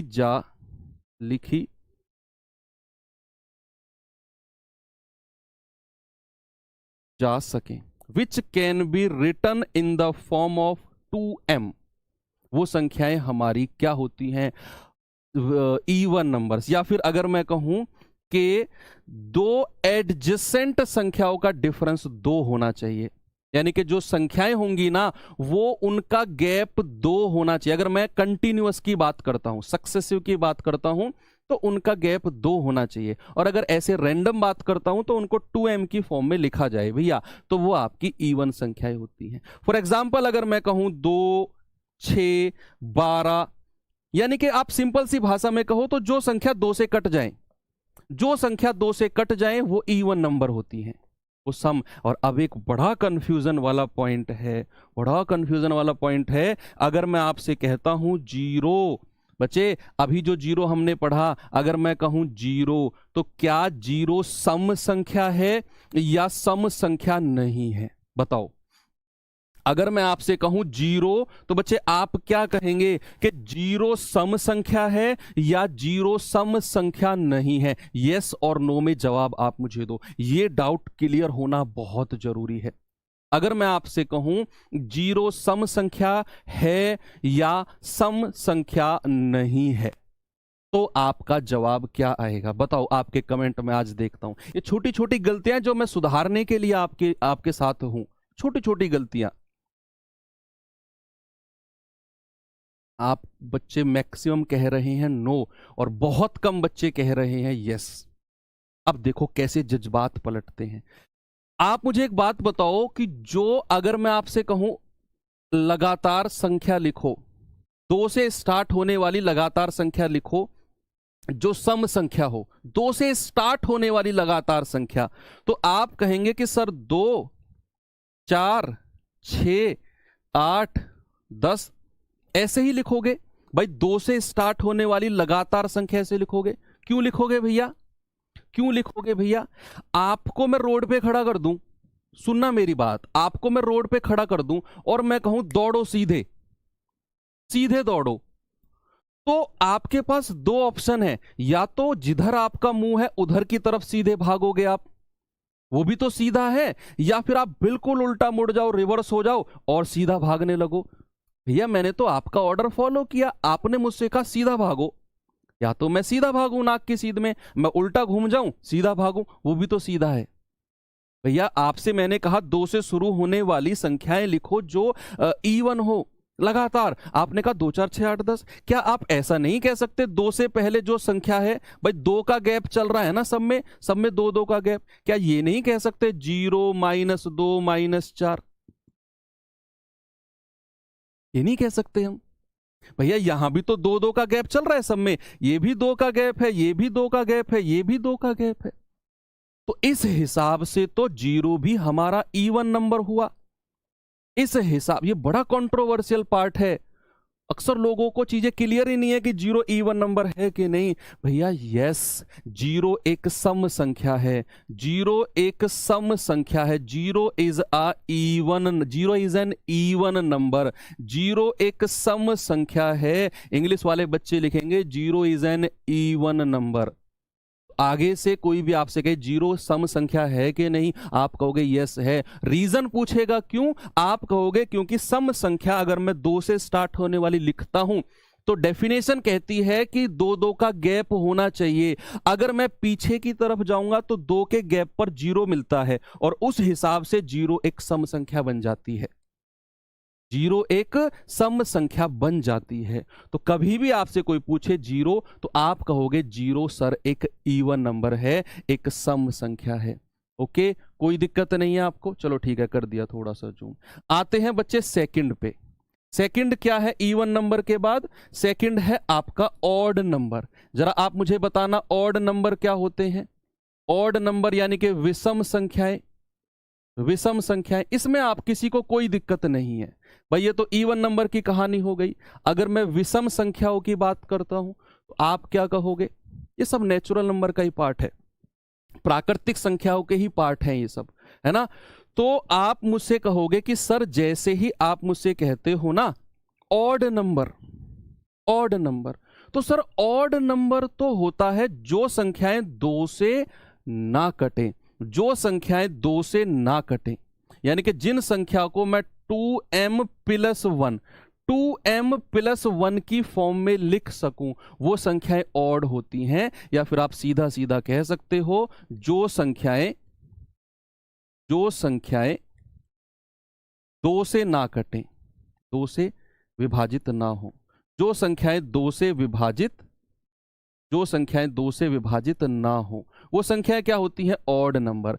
अगर मैं प्रॉपर लैंग्वेज में कहूं तो जिनको 2m प्लस 1 की फॉर्म में लिखा जाए, m का मान आप क्या रख सकते हो? 1 से स्टार्ट कर लो। m का मान क्या है? 1 से स्टार्ट होकर आगे तक 1 2 3 4 कुछ भी रखो, आप m का मान यहां रखोगे और 1 2 3 4 कुछ भी रखोगे, हर जीरो भी रखोगे तो आपको प्राप्त होने वाली संख्या विषम ही मिलेगी। आप रखो 0 रखो 1 मिलेगा, 1 रखो 2 एकम 2 और 1 3, 2 रखो 2 दूनी 4 और 1 5, हर संख्या आपको क्या मिलेगी? ऑड नंबर यानी कि विषम संख्या। तो जो संख्या 2 से विभाजित ना हो बच्चा उनको बोलते हैं हम ऑड नंबर यानी कि विषम संख्याएं। ओके, कोई प्रॉब्लम नहीं है। फॉर एग्जाम्पल अगर मैं कहूं 1 3 5 7 ऐसे करके जो संख्या चलेंगी वो ऑड नंबर। बच्चे इसके बाद आता है हमारा तीसरा अभाज्य संख्याएं। क्या आता है? अभाज्य संख्याएं यानी कि प्राइम नंबर्स। क्या आता है बच्चे? इसके बाद आता है आपका प्राइम नंबर्स। अब आप मुझे बताओ अभाज्य संख्याएं क्या होती हैं? कोई बताएगा मुझे अभाज्य संख्याएं प्राइम नंबर्स क्या होते हैं? जल्दी से बताओ, अभाज्य संख्याएं क्या होती हैं? बताइए। आपने सुना है नाम, आपने सुना है नाम अभाज्य संख्याएं, लेकिन अब मैं आपसे पूछता हूं होती क्या है अभाज्य संख्याएं? बताओ। आप कहेंगे कि सर अभाज्य संख्याएं जो होती है ना, जिनका HCF, जिनका हाईएस्ट कॉमन फैक्टर, जिनका HCF 1 हो, जिन संख्याओं का हाईएस्ट कॉमन फैक्टर 1 हो, सर इसका क्या मतलब है? इसका क्या मतलब है? अभी तो HCF ही नहीं पड़ा। तो जिनका HCF 1 हो वो संख्याएं अभाज्य संख्या होती हैं। ओ सॉरी, ये को प्राइम के बारे में मैंने बता दिया, अभाज्य संख्याओं के बारे में बताना है। ये को प्राइम सहभाज्य के बारे में बताया। अभाज्य संख्याएं मतलब है जो जिन संख्याओं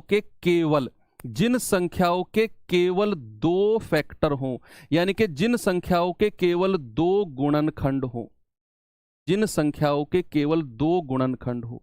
एक कौन सा? एक तो 1, एक गुणनखंड तो 1 फिक्स है, ये तो फिक्स है कि एक फैक्टर तो 1 होगा और एक होगा स्वयं, यानी कि वो संख्याएं जो या तो 1 से कटेंगी, जो बच्चे या तो 1 से डिवाइड होंगी या फिर अपने आप से होंगी, वो संख्याएं अभाज्य होती हैं।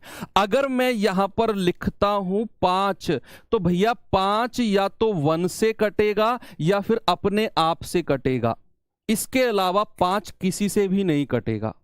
ऐसी कोई संख्या नहीं है जिसके पहाड़े में 5 आता हो। जिसके पहाड़े में 5 आता हो तो भैया 5 एक अभाज्य संख्या हो जाएगी। अगर मैं बच्चे यहां पर लिखता हूं 7, तो 7 के केवल 2 फैक्टर हैं, एक तो 1 और एक 7। इनके अलावा किसी भी संख्या के पहाड़े में 7 नहीं आता है, तो 7 भी एक अभाज्य है। लेकिन अगर मैं लिखता हूं बच्चे यहां पर 9, तो क्या 9 हमारी अभाज्य संख्या है? मैंने कहा भैया या तो 1 से कटेगी या फिर अपने आप से कटेगी। अगर इनके अलावा वो किसी से भी कटी ना तो वो हमारी प्राइम नंबर अभाज्य नहीं है। आप यस और नो में जवाब दे दो मुझे कि क्या 9 एक अभाज्य संख्या है। आप कहेंगे सर नहीं है, क्योंकि भैया 1 से तो कटनी ही कटनी है, 1 से तो हर संख्या कटती है। सर ये 3 के पहाड़े में भी आती है, 3 तिया 9, और खुद 9 के पहाड़े में भी आती है, तो ये हमारी अभाज्य संख्या नहीं है। ये हमारा प्राइम नंबर नहीं है, क्योंकि 9 के 3 फैक्टर हो गए, 3 गुणनखंड हो गए, तो 9 अभाज्य नहीं है। अगर मैं आपसे पूछूं सबसे छोटी अभाज्य संख्या, सबसे छोटी और एकमात्र, सबसे छोटी और एकमात्र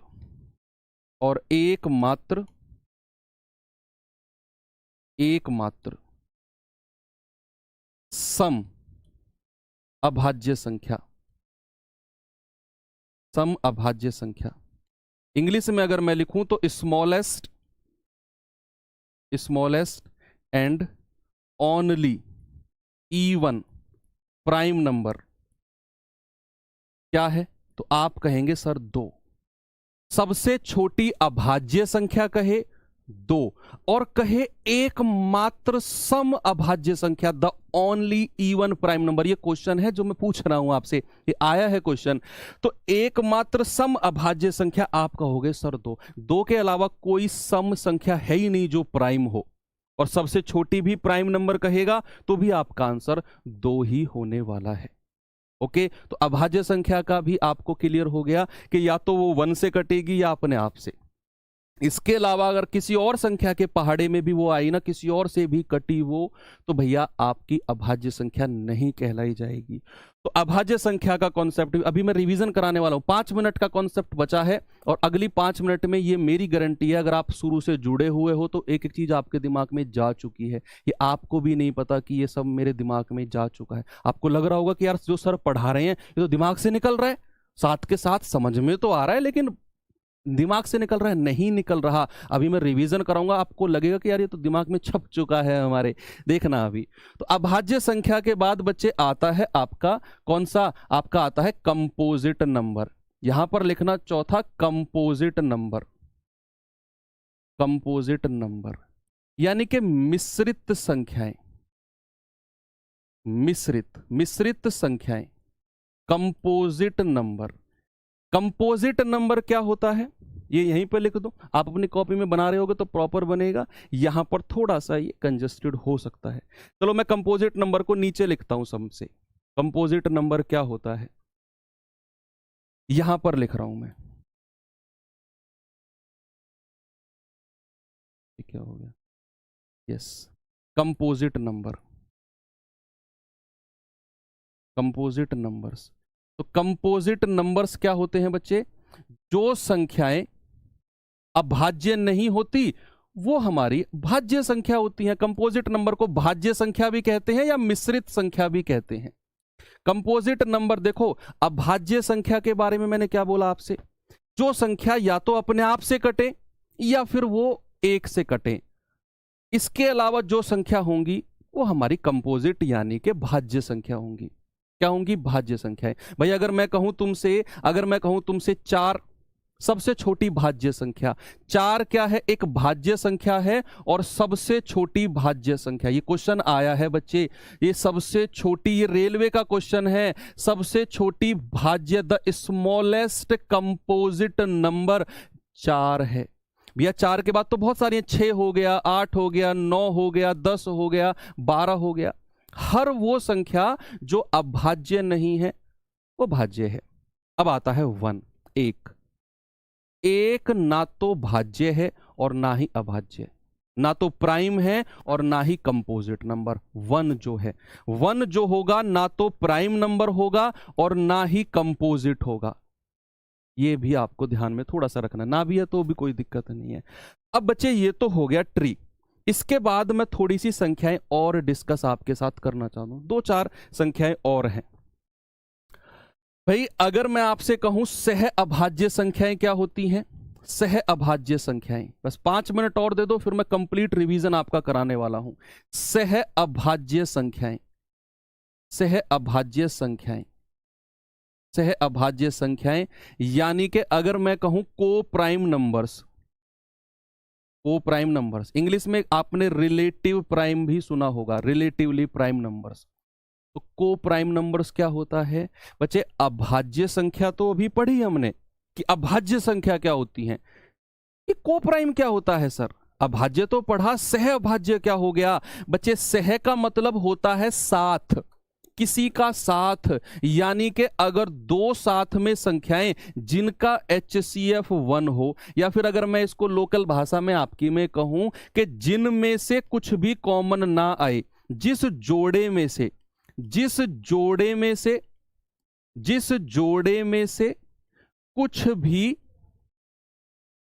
कॉमन ना मिले भैया, वो हमारी सह अभाज्य होती हैं।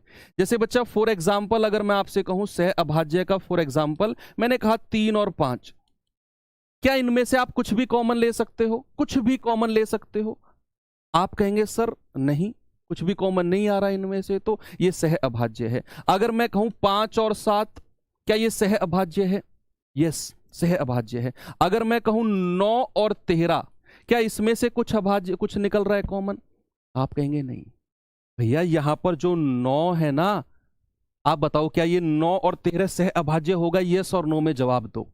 आप मुझे यस और नो में जवाब दो सभी लोग, क्या 9 और 13 सह अभाज्य है?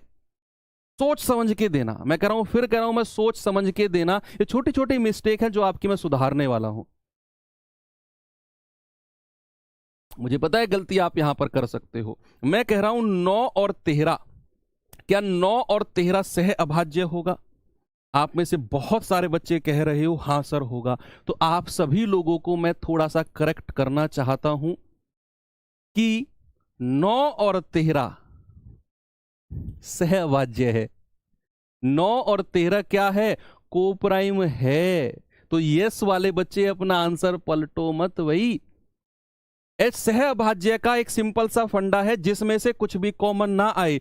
तो बेशक 9 हमारी अभाज्य संख्या नहीं है सर, ये प्राइम नंबर नहीं है, तो क्या हुआ? जरूरी नहीं है सह अभाज्य बनने के लिए दोनों संख्या को अभाज्य बनना पड़ेगा, ऐसा जरूरी नहीं है भैया। हमारा सह अभाज्य का सिंपल सा फंडा है कि भैया जिसमें से कुछ भी कॉमन ना मिले ना, जिस जोड़े में से, वो सह अभाज्य हो जाएगा। क्या 9 और 13 में से कुछ भी कॉमन ले पा रहे हो आप? कोई संख्या 2, 3, 4 नहीं, तो ये सह अभाज्य है, को प्राइम है। अगर मैं यहां पर लिखता हूं 9 और 12, अब आप मुझे बताओ क्या 9 और 12 को प्राइम है? बताइए मुझे जल्दी से, क्या 9 और 12 को प्राइम है? यस और नो में जवाब देंगे, यस और नो में जवाब देंगे। क्या 9 और 12 को प्राइम है? आप कहेंगे सर यहां से 3 कॉमन आ गया, 3 तिया 9 और 3 चौके 12। सर जैसे ही 3 कॉमन आया तो ये सह अभाज्य नहीं है, ये को प्राइम पेयर नहीं बनी। एलसीएम HCF में इसका रोल है, लघुत्तम समापवर्तक और महत्तम समापवर्तक में है। जिन लोगों ने पढ़ा होगा वहां इन्होंने इसका नाम सुना होगा सह अभाज्य का। ये जिक्र यहीं से स्टार्ट होता है, और एलसीएम HCF में फिर से मैं आपको बताऊंगा कि वहां हमने पढ़ा था। तो याद रखना कि भैया 9 और, जरूरी नहीं है सह अभाज्य बनने के लिए आपकी सारी संख्याएं अभाज्य होनी चाहिए। पेयर, जोड़ा, जिसमें से कुछ भी कॉमन ना आए, वो को प्राइम यानी कि सह अभाज्य होता है। चलिए अब मैं आपको कुछ रिलेशन बताता हूं। बस ऑलमोस्ट 2-3 मिनट की क्लास बची हुई है, ऑलमोस्ट 2-3 मिनट की क्लास, मतलब क्लास नहीं, टॉपिक, फिर रिवीजन और इसके ऊपर क्वेश्चंस प्रैक्टिस हम करेंगे। तो चलिए, ये क्या हो रहा है आज? कर तो नो, लेकिन बार बार क्यों हो रहा है? एक ही बोर्ड को स्क्रॉल किया इसलिए क्या? हाँ हाँ इसलिए मैंने कह दिया, तो हाँ इसलिए अच्छा चलो कोई नहीं, ठीक है भाई। तो सुनो, अब मैं आपको कुछ रिलेशन बताने वाला हूं। किसी भी इवन नंबर में अगर आप कोई इवन नंबर या तो जोड़ते हो या फिर घटाते हो, किसी भी इवन नंबर में कोई इवन नंबर किसी भी सम संख्या में कोई सम संख्या या तो आप जोड़ते हो या घटाते हो, बच्चे आपको इवन नंबर यानी कि सम संख्या ही मिलती है। कोई भी इवन नंबर, कोई भी सम संख्या लो, उसमें से या तो कोई सम संख्या घटाओ या फिर कोई सम संख्या जोड़ो, तो आपको सम संख्या ही मिलेगी। ये पहला रूल है। दूसरा रिलेशन क्या है? किसी भी ऑड नंबर में, बच्चा किसी भी ऑड यानी कि विषम संख्या में या तो आप कोई संख्या जोड़ो या घटाओ, कोई भी ऑड नंबर, कोई भी विषम संख्या आप किसी भी विषम संख्या में जोड़ोगे या घटाओगे तो भी आपको इवन यानी कि सम संख्या मिलने वाली है।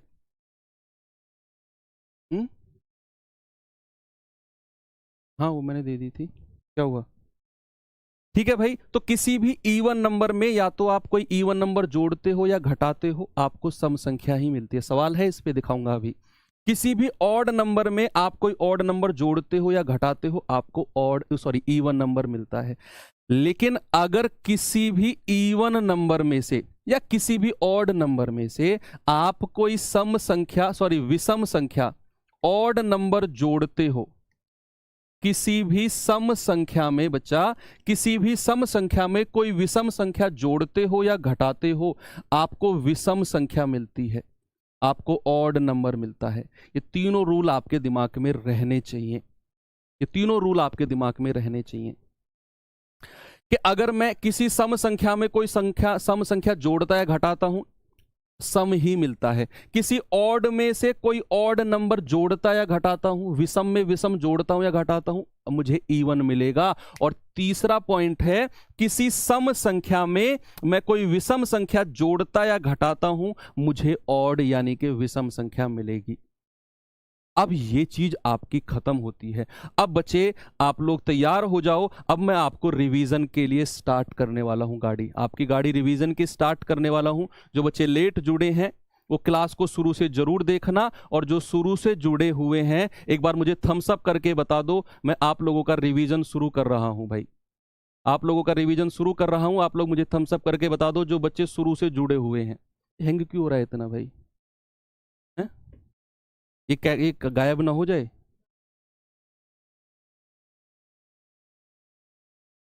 ठीक है, चलो इतने सभी के सभी शुरू से जुड़े हुए हैं, तो बच्चे क्लास अनिछेड़ मतलब रहने दे, हो गया।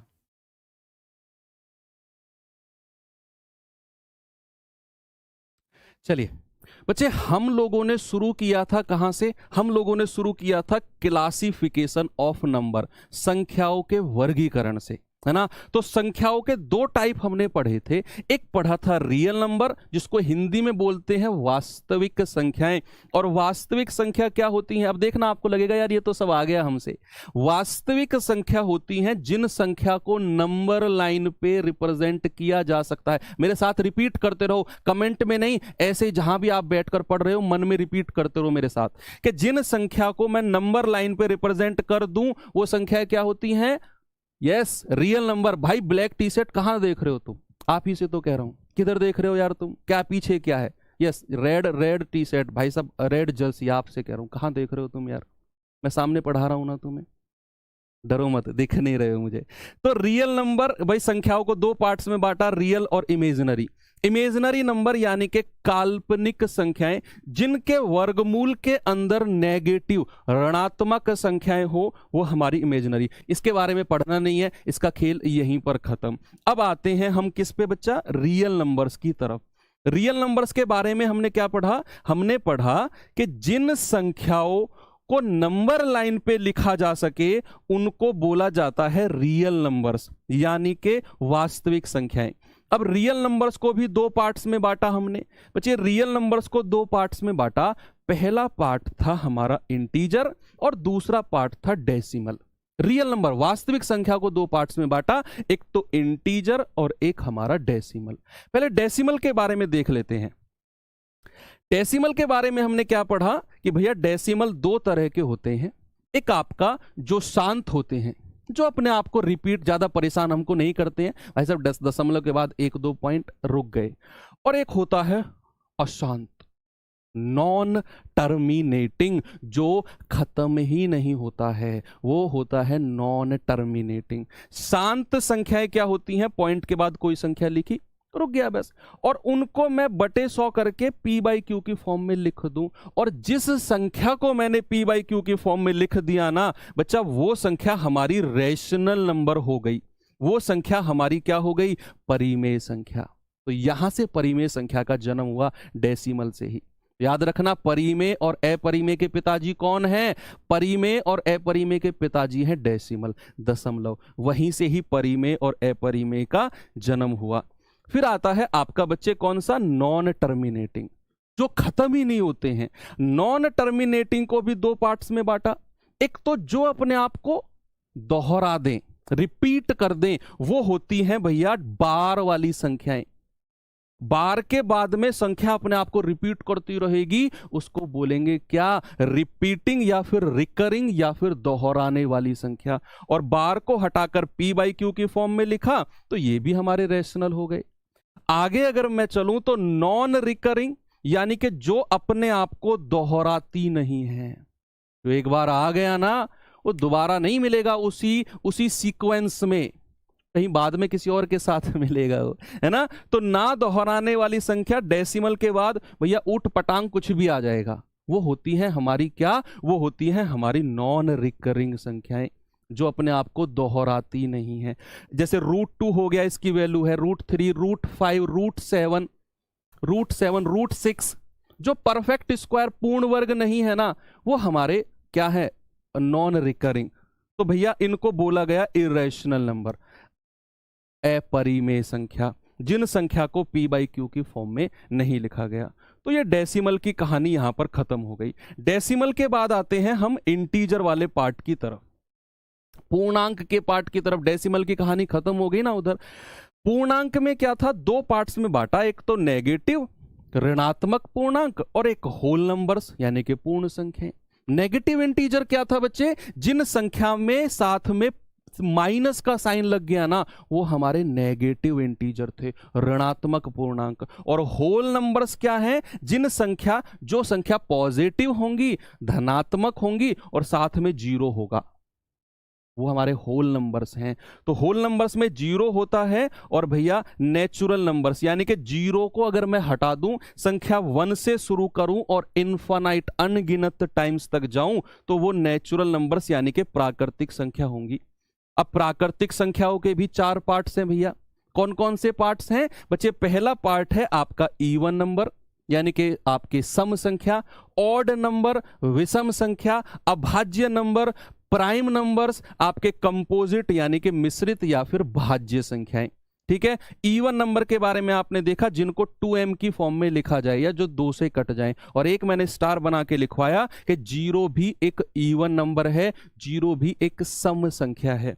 फिर मैंने कहा ऑड नंबर, जो संख्या 2m + 1 की फॉर्म में लिख जाए या फिर जो 2 से ना कटे, 1 3 5 7, वो संख्या हमारी ऑड हो गई। अगर मैं कहूं अभाज्य संख्या के बारे में, बच्चे अभाज्य संख्या के बारे में हमने पढ़ा, प्राइम नंबर्स के बारे में हमने पढ़ा, जिस संख्याओं के केवल 2 गुणनखंड हो, ओनली 2 फैक्टर्स, या तो खुद या फिर 1, वो हमारी अभाज्य संख्याएं होंगी। तो बच्चे 1 और सेल्फ से कटें। फिर मैंने देखा कंपोजिट नंबर, जो संख्या अभाज्य नहीं होंगी कंपोजिट होंगी, जैसे 4 हो गया, 6 हो गया, 8 हो गया, जिनके 2 से ज्यादा गुणनखंड है। फिर मैंने बताया कि सबसे छोटी और एकमात्र सम संख्याएं, सबसे छोटी और एकमात्र सम संख्याएं क्या है आपकी? एकमात्र सम अभाज्य संख्या, ओनली इवन प्राइम नंबर, और स्मॉलेस्ट प्राइम नंबर आपका 2 है। क्या है बच्चे? 2। फिर हम इधर आ गए और थोड़ा सा नीचे मैंने कंपोजिट नंबर के बारे में बताया, जो संख्याएं हमारी 2 से ज्यादा गुणनखंड दें वो हमारी कंपोजिट नंबर यानी कि भाज्य संख्या। सह अभाज्य के बारे में हमने पढ़ा कि जिनका HCF 1 होगा, बच्चे जिन संख्याओं का HCF 1 होगा वो हमारी सह अभाज्य को प्राइम, जिनमें से कुछ भी कॉमन ना निकले, वो हमारी को प्राइम नंबर्स हैं। और फिर लास्ट में मैंने आपको कुछ रिलेशन बताया कि अगर मैं किसी इवन में कोई इवन संख्या जोड़ता हूं तो इवन ही मिलता है, जोड़ूं या घटाऊं। किसी में विषम जोड़ूं या घटाऊं, इवन सम मिलेगा, और किसी इवन में या तो मैं ऑड को जोड़ूं या फिर घटाऊं, या फिर उल्टा किसी विषम में मैं सम को जोड़ूं या घटाऊं तो भैया मुझे ऑड मिलना है। ये हमारा रिवीजन था। एक बार मुझे थम्स अप करके बता दो, क्या सभी का रिवीजन हो गया? क्या आप सवाल करने के लिए तैयार हो? क्या बच्चे आप सवाल करने के लिए तैयार हो? उससे पहले एक चीज और लिख लो, एक चीज और बताऊं। एक होता है आपका बच्चे पाई, आपने एडवांस मैथ में पढ़ा होगा पाई, इसको स्पेशल में लिख लेना। पाई का मान आप सभी लोगों ने 22/7 लिखा होगा। यस है ना? क्वेश्चंस के लिए तैयार है ना? आप सभी लोगों ने पाई का मान 22/7 लिखा होगा।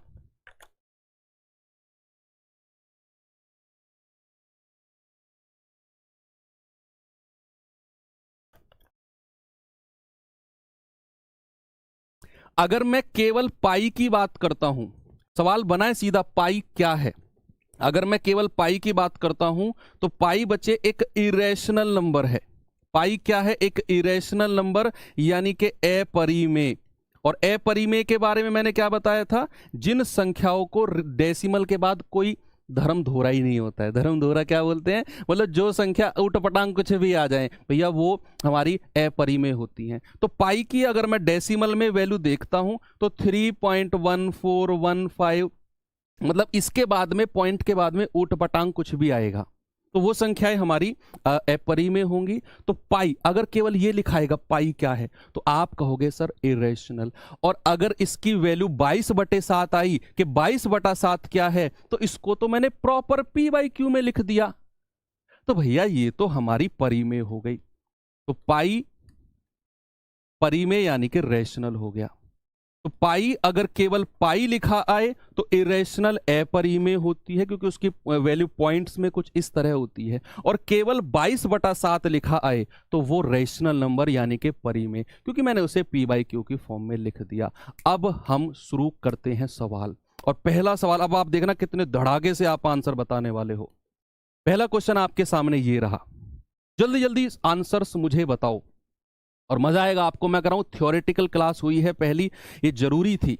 मैथ्स को पढ़ने से पहले मैथ्स स्टार्ट होता है संख्या से, और संख्या को पढ़ने से पहले हमें ये पता होना चाहिए कि संख्याओं का वर्गीकरण, क्लासिफिकेशन क्या है ना? कल मैं एक नया टॉपिक आप लोगों के लिए लेकर आऊंगा। बच्चे सबसे पहले मुझे इसका आंसर बताओ क्या होगा। तो आप लोग कहेंगे कि सवाल पूछा है डैश परिमेय संख्या है, मुझे परिमेय संख्या देखनी है।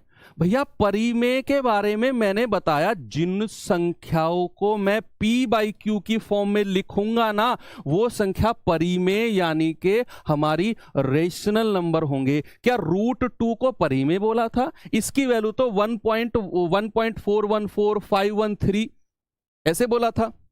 या फिर मैंने कहा था कि जो संख्याएं रूट के अंदर हों और पूर्ण वर्ग ना हो वो हमारी अपरिमेय होती हैं। √3 की भी वैल्यू 1.7325 कुछ 050 कुछ ऐसे करके थी। नहीं भैया, ये तो देखो 0.101001000 ये कहां रिपीट कर रही है अपने आप को? तो बार में नहीं लिख सकता हूं मैं इसको, ये भी नहीं है। यस, 0.9 को मैं लिख सकता हूं 9/10 भाई, पॉइंट को हटाकर। और जैसे ही 9/10 लिखा भैया ये तो p/q हो गया और यही मेरा रेशनल नंबर है।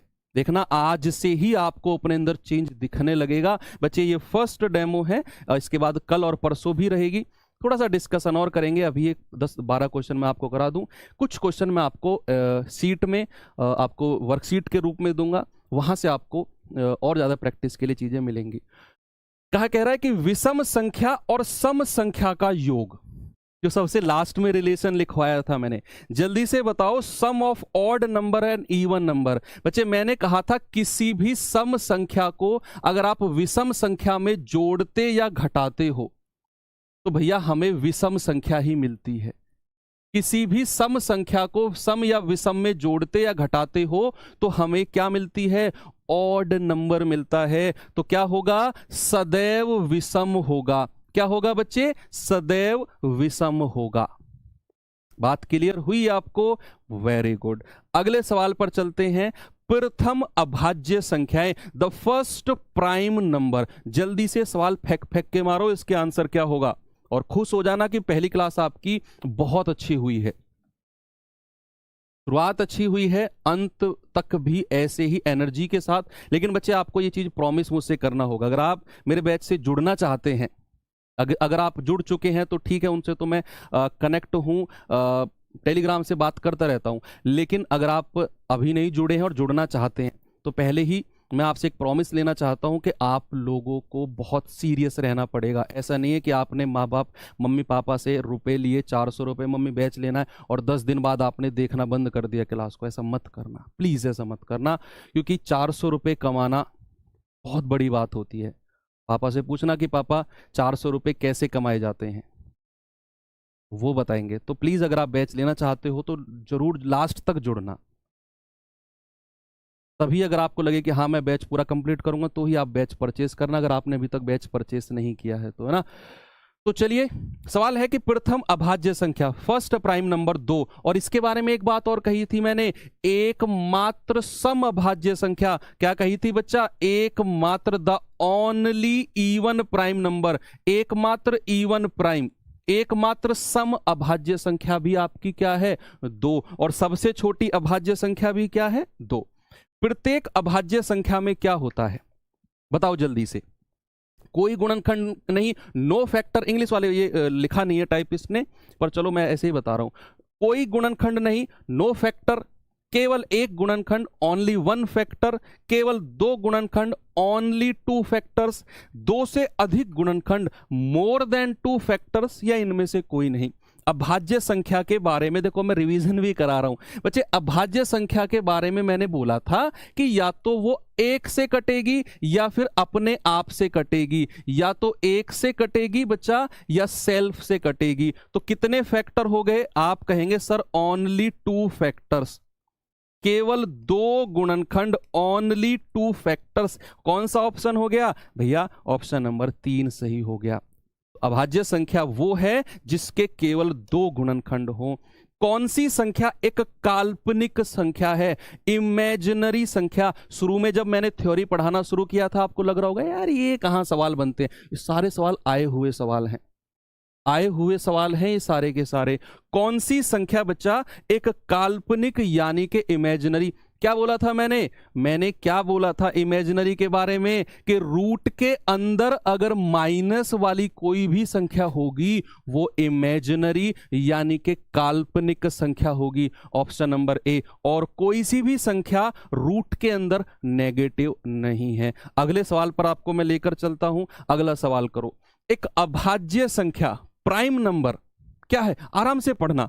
यह एक धनात्मक पूर्णांक नहीं है, पॉजिटिव इंटीजर नहीं है, यानी कि जो अभाज्य होती हैं क्या वो सभी माइनस में होती हैं संख्याएं? तो नहीं है यार। इसका कोई भाजक नहीं है, इसके कोई फैक्टर नहीं होते। ये पहला क्वेश्चन कह रहा है कि ये क्या संख्याएं पॉजिटिव पूर्णांक, पॉजिटिव इंटीजर नहीं है। ये ऐसा कहां लिखा है? अभाज्य संख्या क्या पॉजिटिव धनात्मक नहीं होती? होती है भैया। क्या इसका कोई भी भाजक नहीं? क्या इसका कोई फैक्टर नहीं होता? अरे इसके 2 फैक्टर होते हैं भाई, एक तो 1 और एक खुद स्वयं। तो ये ऑप्शन भी गलत हो गया। तीसरा है केवल खुद से और तथा 1 से विभाजित होती है। बताओ क्या ऑप्शन होगा?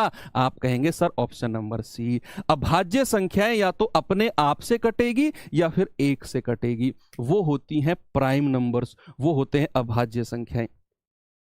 2 से अधिक भाजक होते हैं बच्चे, ये कौन सी संख्याएं होती हैं जरा बताओ। अब मैं आपसे पूछना चाहता हूं, आपको सवाल करने में मजा आ रहा होगा, लेकिन अब मैं आपसे पूछता हूं ऑप्शन नंबर 4, 2 से अधिक भाजक होते हैं, इन संख्याओं को क्या बोलते हैं? जल्दी से बताओ, नहीं तो कैमरे में घुस के कुटाई करने वाला हूं तुम्हारी मैं। अब बताओ जल्दी से, जल्दी से बताओ, नीचे कमेंट करो भाई, अभी स्पीड से चल रही हैं चीजें। Very good. जिसके 2 से ज्यादा फैक्टर होते हैं ना उनको बोलते हैं भाज्य संख्याएं, मिश्रित संख्याएं, कंपोजिट नंबर। ये क्या होता है बच्चे? Composite number. भाज्य संख्याएं क्या होती हैं? भाज्य संख्याएं। जिनके 2 से ज्यादा फैक्टर होते हैं उनको भाज्य संख्याएं। ये बताओ जल्दी से, जल्दी जल्दी आंसर बताते रहो। अब ऐसे क्वेश्चन वर्कशीट में भी देने वाला हूं आज मैं, और हर एक बच्चे कि जो भी प्रॉब्लम होगी, आप अभी ग्रुप खुल जाएगा 8:30 बजे और 10:30 तक खुलेगा टेलीग्राम ग्रुप, जो पेड वाले बच्चे हैं उन सभी के लिए। और आप लोग देखो वहां ना डिस्कशन करना और आपस में एक दूसरे के क्वेश्चंस को चैलेंज की तरह लेना। यार जितने भी क्वेश्चन आए ना मैं सॉल्व करके आंसर बताऊंगा, तो ऐसा चैलेंज करोगे ना, मैं कह रहा हूं बहुत इंप्रूव हो जाएगा। जिनके आंसर्स आपस में नहीं मिलेंगे, ग्रुप खत्म होने के बाद हमारी टीम और मैं हम उनके आंसर्स उनको प्रोवाइड करेंगे। बच्चे, निम्नलिखित समुच्चयों में से कौन सा सह अभाज्य संख्याएं बनाता है? सह अभाज्य, को प्राइम। क्या बोला था को प्राइम के बारे में? जिसमें से कुछ भी कॉमन नहीं आए। क्या 12 और 7 में से कुछ कॉमन आ रहा है? कुछ भी कॉमन नहीं है भाई, देख लो कुछ भी कॉमन ले सकते हो, 2 3 4 5 कुछ भी कॉमन नहीं है। 21 और 42 में से यस सर 21 कॉमन आ जाएगा, 21 एकम 21, 21 दूनी 42, तो ये हमारा को प्राइम नहीं है। 3 और 9 में से 3 कॉमन आ जाएगा, 3 एकम 3, 3 तिया 9, ये भी नहीं है। 43 और 129 में से पूरा 43 ही आंसर कॉमन आ गया भैया, 43 एकम 43, 43 तिया 129, ये भी आंसर नहीं है। इसका मतलब हमारा को प्राइम सह अभाज्य ऑप्शन नंबर 1 ही होगा। अगले सवाल पर चलते हैं। निम्न में से कौन सी एक विषम भाज्य, ऑड भी होगा और कंपोजिट भाज्य संख्या, यानी कि जिसके 2 से ज्यादा फैक्टर होते हैं। अभाज्य नहीं कह रहा, विषम होनी चाहिए और भाज्य जिसके 2 से ज्यादा फैक्टर होते हैं। तो निम्न में से कौन सी एक विषम भाज्य संख्या, जल्दी से बताओ। ऑड भी होना चाहिए और भाज्य भी होना चाहिए। तो बच्चे 15 ऑड संख्या है, 2 से नहीं कटती, और 15 के फैक्टर भी भाई, 1 के पहाड़े में भी 15 आता है, 3 के पहाड़े में 3 पंजे 15, 5 के पहाड़े में 5 तिया 15, और खुद 15 के पहाड़े में 15 एकम 15। तो भाज्य भी है। भाज्य का मतलब 2 से ज्यादा गुणनखंड, 2 से ज्यादा संख्याओं के पहाड़े में अगर ये संख्या आ गई तो ये भाज्य है। और विषम भी है, यही ऑप्शन है, बाकी को चेक करने की जरूरत ही नहीं है भाई। 13 तो एक अभाज्य संख्या, एक प्राइम नंबर है, एक प्राइम नंबर है, लेकिन उसने तो कहा भाज्य होनी चाहिए, हटाओ। 12 तो एक अभाज्य संख्या, सॉरी 12 तो हमारी विषम नहीं है, सम संख्या है, इसे भी हटाओ। 17 एक प्राइम नंबर है, इसे भी हटाओ। तो ये तीनों ऑप्शन हट गए। सारे ऑप्शन भी एक्सप्लेन कर रहा हूं मैं क्यों ये नहीं होंगे। ओके, अगले सवाल पर चलते हैं। 1 2 3 4 5 7 11 13, बताओ ये कौन सी संख्याएं हैं? जल्दी से बच्चे मुझे आंसर आप लोगों का मिलना चाहिए कि 1 2 3 5 7 11 13 ये कौन सी संख्याएं हैं? क्या ये सम संख्या है? चल देखो, सोच समझ के बताना भाई, गलत मत करना, सोच समझ के बताना। क्या ये सम संख्याएं हैं? सम संख्या होती हैं जो केवल 2 से कटे। तो भैया 2 से कटने वाली तो, 2 से ना कटने वाली तो बहुत सारी हैं, 7 11, 2 से कहां कटता है, हटाओ। अभाज्य संख्याएं हैं। अभाज्य संख्या होती हैं जो केवल 2 गुणनखंड अपने साथ रखें। लेकिन एक क्या अभाज्य संख्या है? जो लोग बी आंसर दे रहे हैं, आप खुद सोचो, क्या जो 1 है क्या वो अभाज्य संख्या है? क्यों जुल्म कर रहे हो तुम? क्या 4 अभाज्य संख्या है? ऐसा क्यों जुल्म कर रहे हो तुम? ये अभाज्य संख्या में आता है क्या 4 और 1? नहीं, तो ये अभाज्य भी नहीं है। क्या ये विषम संख्याएं हैं? विषम संख्या यानी कि जो 2 से ना कटे। लेकिन भैया यहां तो 4 भी मिल गया मुझे, 2 भी मिल गया, ये तो विषम संख्या में नहीं आता है। तो भैया विषम संख्या भी नहीं है। यस, प्राकृतिक संख्या, ये सारी की सारी प्राकृतिक संख्या यानी कि नेचुरल नंबर्स हैं। तो चारों ऑप्शन एक्सप्लेन हो गए ना कि क्यों ये 3 ऑप्शन नहीं हो सकते हैं। समझ में आया ना बच्चे? अभाज्य इसलिए नहीं है क्योंकि 1 यहां पर है और 1 अभाज्य नहीं होता है। सबसे छोटा अभाज्य संख्या होती है 2। बात क्लियर हो गई आपके? चलिए नेक्स्ट आते हैं। इनमें से कौन सा युग्म सह अभाज्य संख्या है? जल्दी से आप मुझे आंसर बता दो, इनमें से कौन सा युग्म सह अभाज्य। 5 क्वेश्चन और कराऊंगा, टोटल 15 क्वेश्चन आज मैं आपको कराऊंगा और 15 ही क्वेश्चन वर्कशीट में दूंगा। तो इनमें से कौन सा युग्म सह अभाज्य को प्राइम है? बच्चे जिनमें से कुछ भी कॉमन ना आए वो को प्राइम होता है। 11 और 15 कुछ भी कॉमन नहीं आ रहा भैया, देख लो 11 15 से यही आंसर है, बाकी को चेक भी मत करो। चाहे 15 और 36 से 3 कॉमन आ गया, 3 पंजे 15, 12 तिया 36, ये आंसर नहीं है। 24 और 42 से भैया देखो 4 भी आपका 3 भी कॉमन आ रहा है और 2 भी आ रहा है, 6 कॉमन ले लो, 6 चौके 24, 6 सत्ते 42, 6 कॉमन आ गया, ये सह अभाज्य नहीं है। 11 22 से 11 कॉमन आ गया, भैया ये भी सह अभाज्य नहीं है। आज के बाद आपको नंबर क्लासिफिकेशन एक एक चीज बिल्कुल क्रिस्टल क्लियर है। प्रत्येक परिमेय संख्या, the every rational number is also, एक पूर्णांक होती है, अ रियल नंबर होती है, अ नेचुरल नंबर होती है, अ होल नंबर होती है। ये प्योर कॉन्सेप्चुअल सवाल है। जिसने सवाल का आंसर दे दिया मैं समझूंगा आज की क्लास उसको बिल्कुल क्लियर हो गई। वो कहना चाह रहा है कोई रैशनल नंबर है, कोई परिमेय संख्या है, नहीं कोई नहीं, हर परिमेय संख्या, सारी की सारी परिमेय संख्या क्या इंटीजर होती है, क्या रियल नंबर्स होते हैं, क्या नेचुरल नंबर्स होते हैं, या फिर क्या होल नंबर्स होते हैं? बताओ। नहीं भैया, इंटीजर नहीं होते। इंटीजर तो इसका भाई है। देखो रियल नंबर्स ऊपर थे, याद करो, रियल को 2 पार्ट में बांटा था, इंटीजर और डेसिमल, और फिर डेसिमल में जाके आपको यहां मिली थी परिमेय संख्या। परिमेय संख्या तो भैया परिमेय संख्या तो डेसिमल का बच्चा है भाई, डेसिमल का बच्चा ही तो परिमेय है। और डेसिमल किसका बच्चा है? डेसिमल रियल यानी कि वास्तविक संख्या का बच्चा है। ऐसे सोचो, ऐसे सोचोगे ऐसे समझ में आ जाएगा।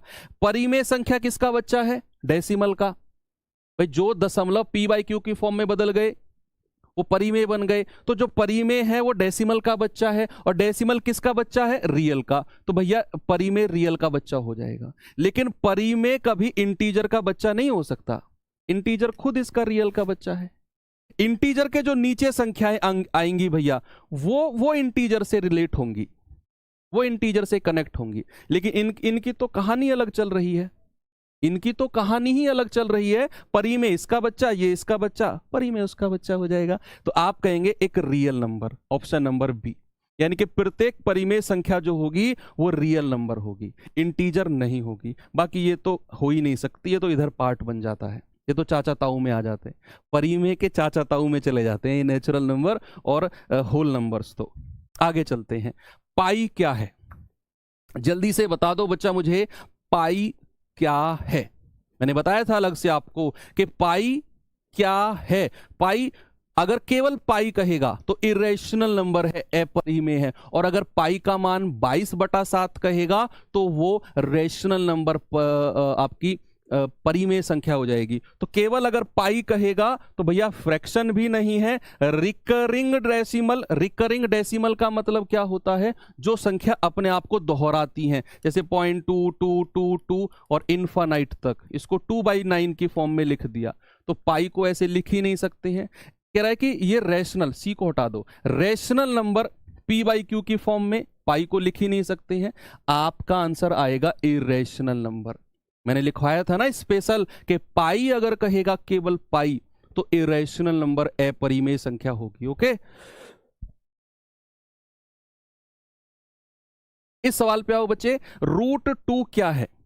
√2 क्या है? जल्दी से बताओ। मैंने कहा रूट के अंदर अगर कोई ऐसी संख्या आ गई जिसका वर्ग मैं नहीं निकाल सकता हूं, सॉरी जिसका वर्गमूल मैं नहीं निकाल सकता हूं, तो वो संख्या इरेशनल हो जाएंगी, अपरिमेय।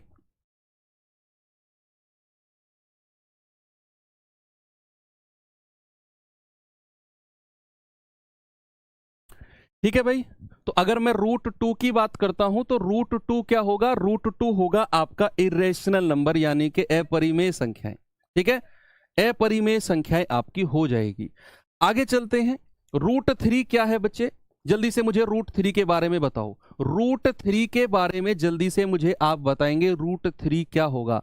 भैया √3 भी अपरिमेय है। रूट के अंदर ऐसी संख्या जिसका मैं वर्गमूल नहीं निकाल सकता हूं, भैया वो आपकी हो जाएगी अपरिमेय। देखो उसने डायरेक्ट अपरिमेय नहीं लिखा, यहां कितना तेज है एग्जामिनर। इसीलिए मैंने आपको सब कुछ डिटेल में सिखाया। अपरिमेय मैंने क्या बोला था? जो संख्या डेसिमल के बाद अपने आप को रिपीट नहीं करती, 0.2379864721247, ये संख्या अपरिमेय होती है। यानी कि जो संख्या नॉन रिकरिंग यानी कि ना दोहराने वाली संख्या, भैया क्या होगा? आप क्या एक परिमित फाइनाइट डेसिमल के बाद कोई संख्या अगर रुक गई, क्या वो आपकी √3 होगा? नहीं। ये तो क्लियर है कि √3 आपका अपरिमेय है। बच्चे ये चीज तो क्लियर है कि √3 अपरिमेय यानी कि इरेशनल है। अब हमें केवल ये चेक करना है कि इन 4 ऑप्शन में से इरेशनल का मतलब कौन सा है। तो आते हैं इनफाइनाइट रिकरिंग। इनफाइनाइट यानी कि जैसे इस ऑप्शन का मतलब है 0.3333333। क्या ये संख्या √3 का मान है? अपने आप को बार बार रिपीट करना नहीं। इसका तो मतलब √3 बार होता है, और इसको तो मैं p/q की फॉर्म में लिख सकता हूं। हमें तो इरेशनल अपरिमेय बतानी है। इक्वल टू 1.732 और n इनफाइनाइट नॉन रिकरिंग, अनंत गैर आवर्ती। गैर आवर्ती मतलब होता है बच्चे ना दोहराने वाली। अब बच्चा कंफ्यूज होगा ऑप्शन नंबर सी और डी में। अब सुनो मेरी बात, सामने देखो।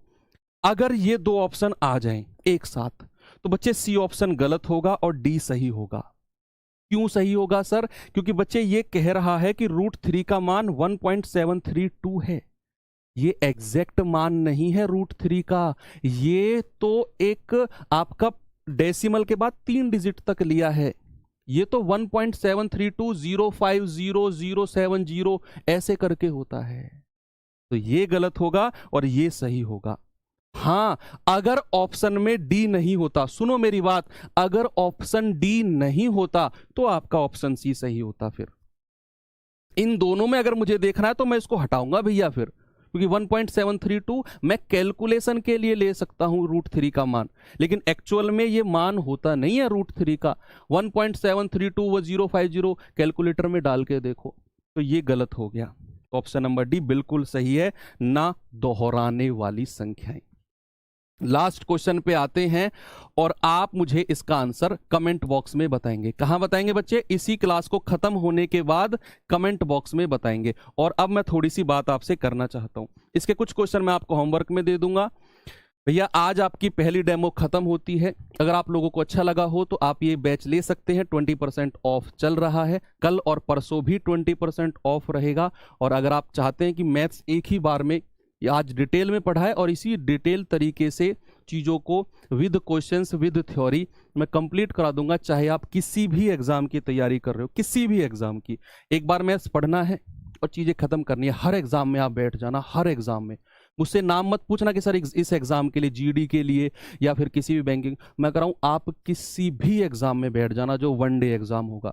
मैथ्स आप फोड़ कराओगे। और एक ऑफर और बताऊं मैं आपको बच्चे, ये बुक जिन बच्चों ने कोर्स ले लिया है उनसे तो मैं कंपलसरीली कहूंगा कि ये बुक ले लो, क्योंकि ये बुक हम रेफरेंस पूरे बैच में लेकर चलेंगे। और ये बुक केवल 3 दिन के लिए, आज कल और परसों 21, 22, 23 तक के लिए ये 250 रुपये में आपको मिल रही है।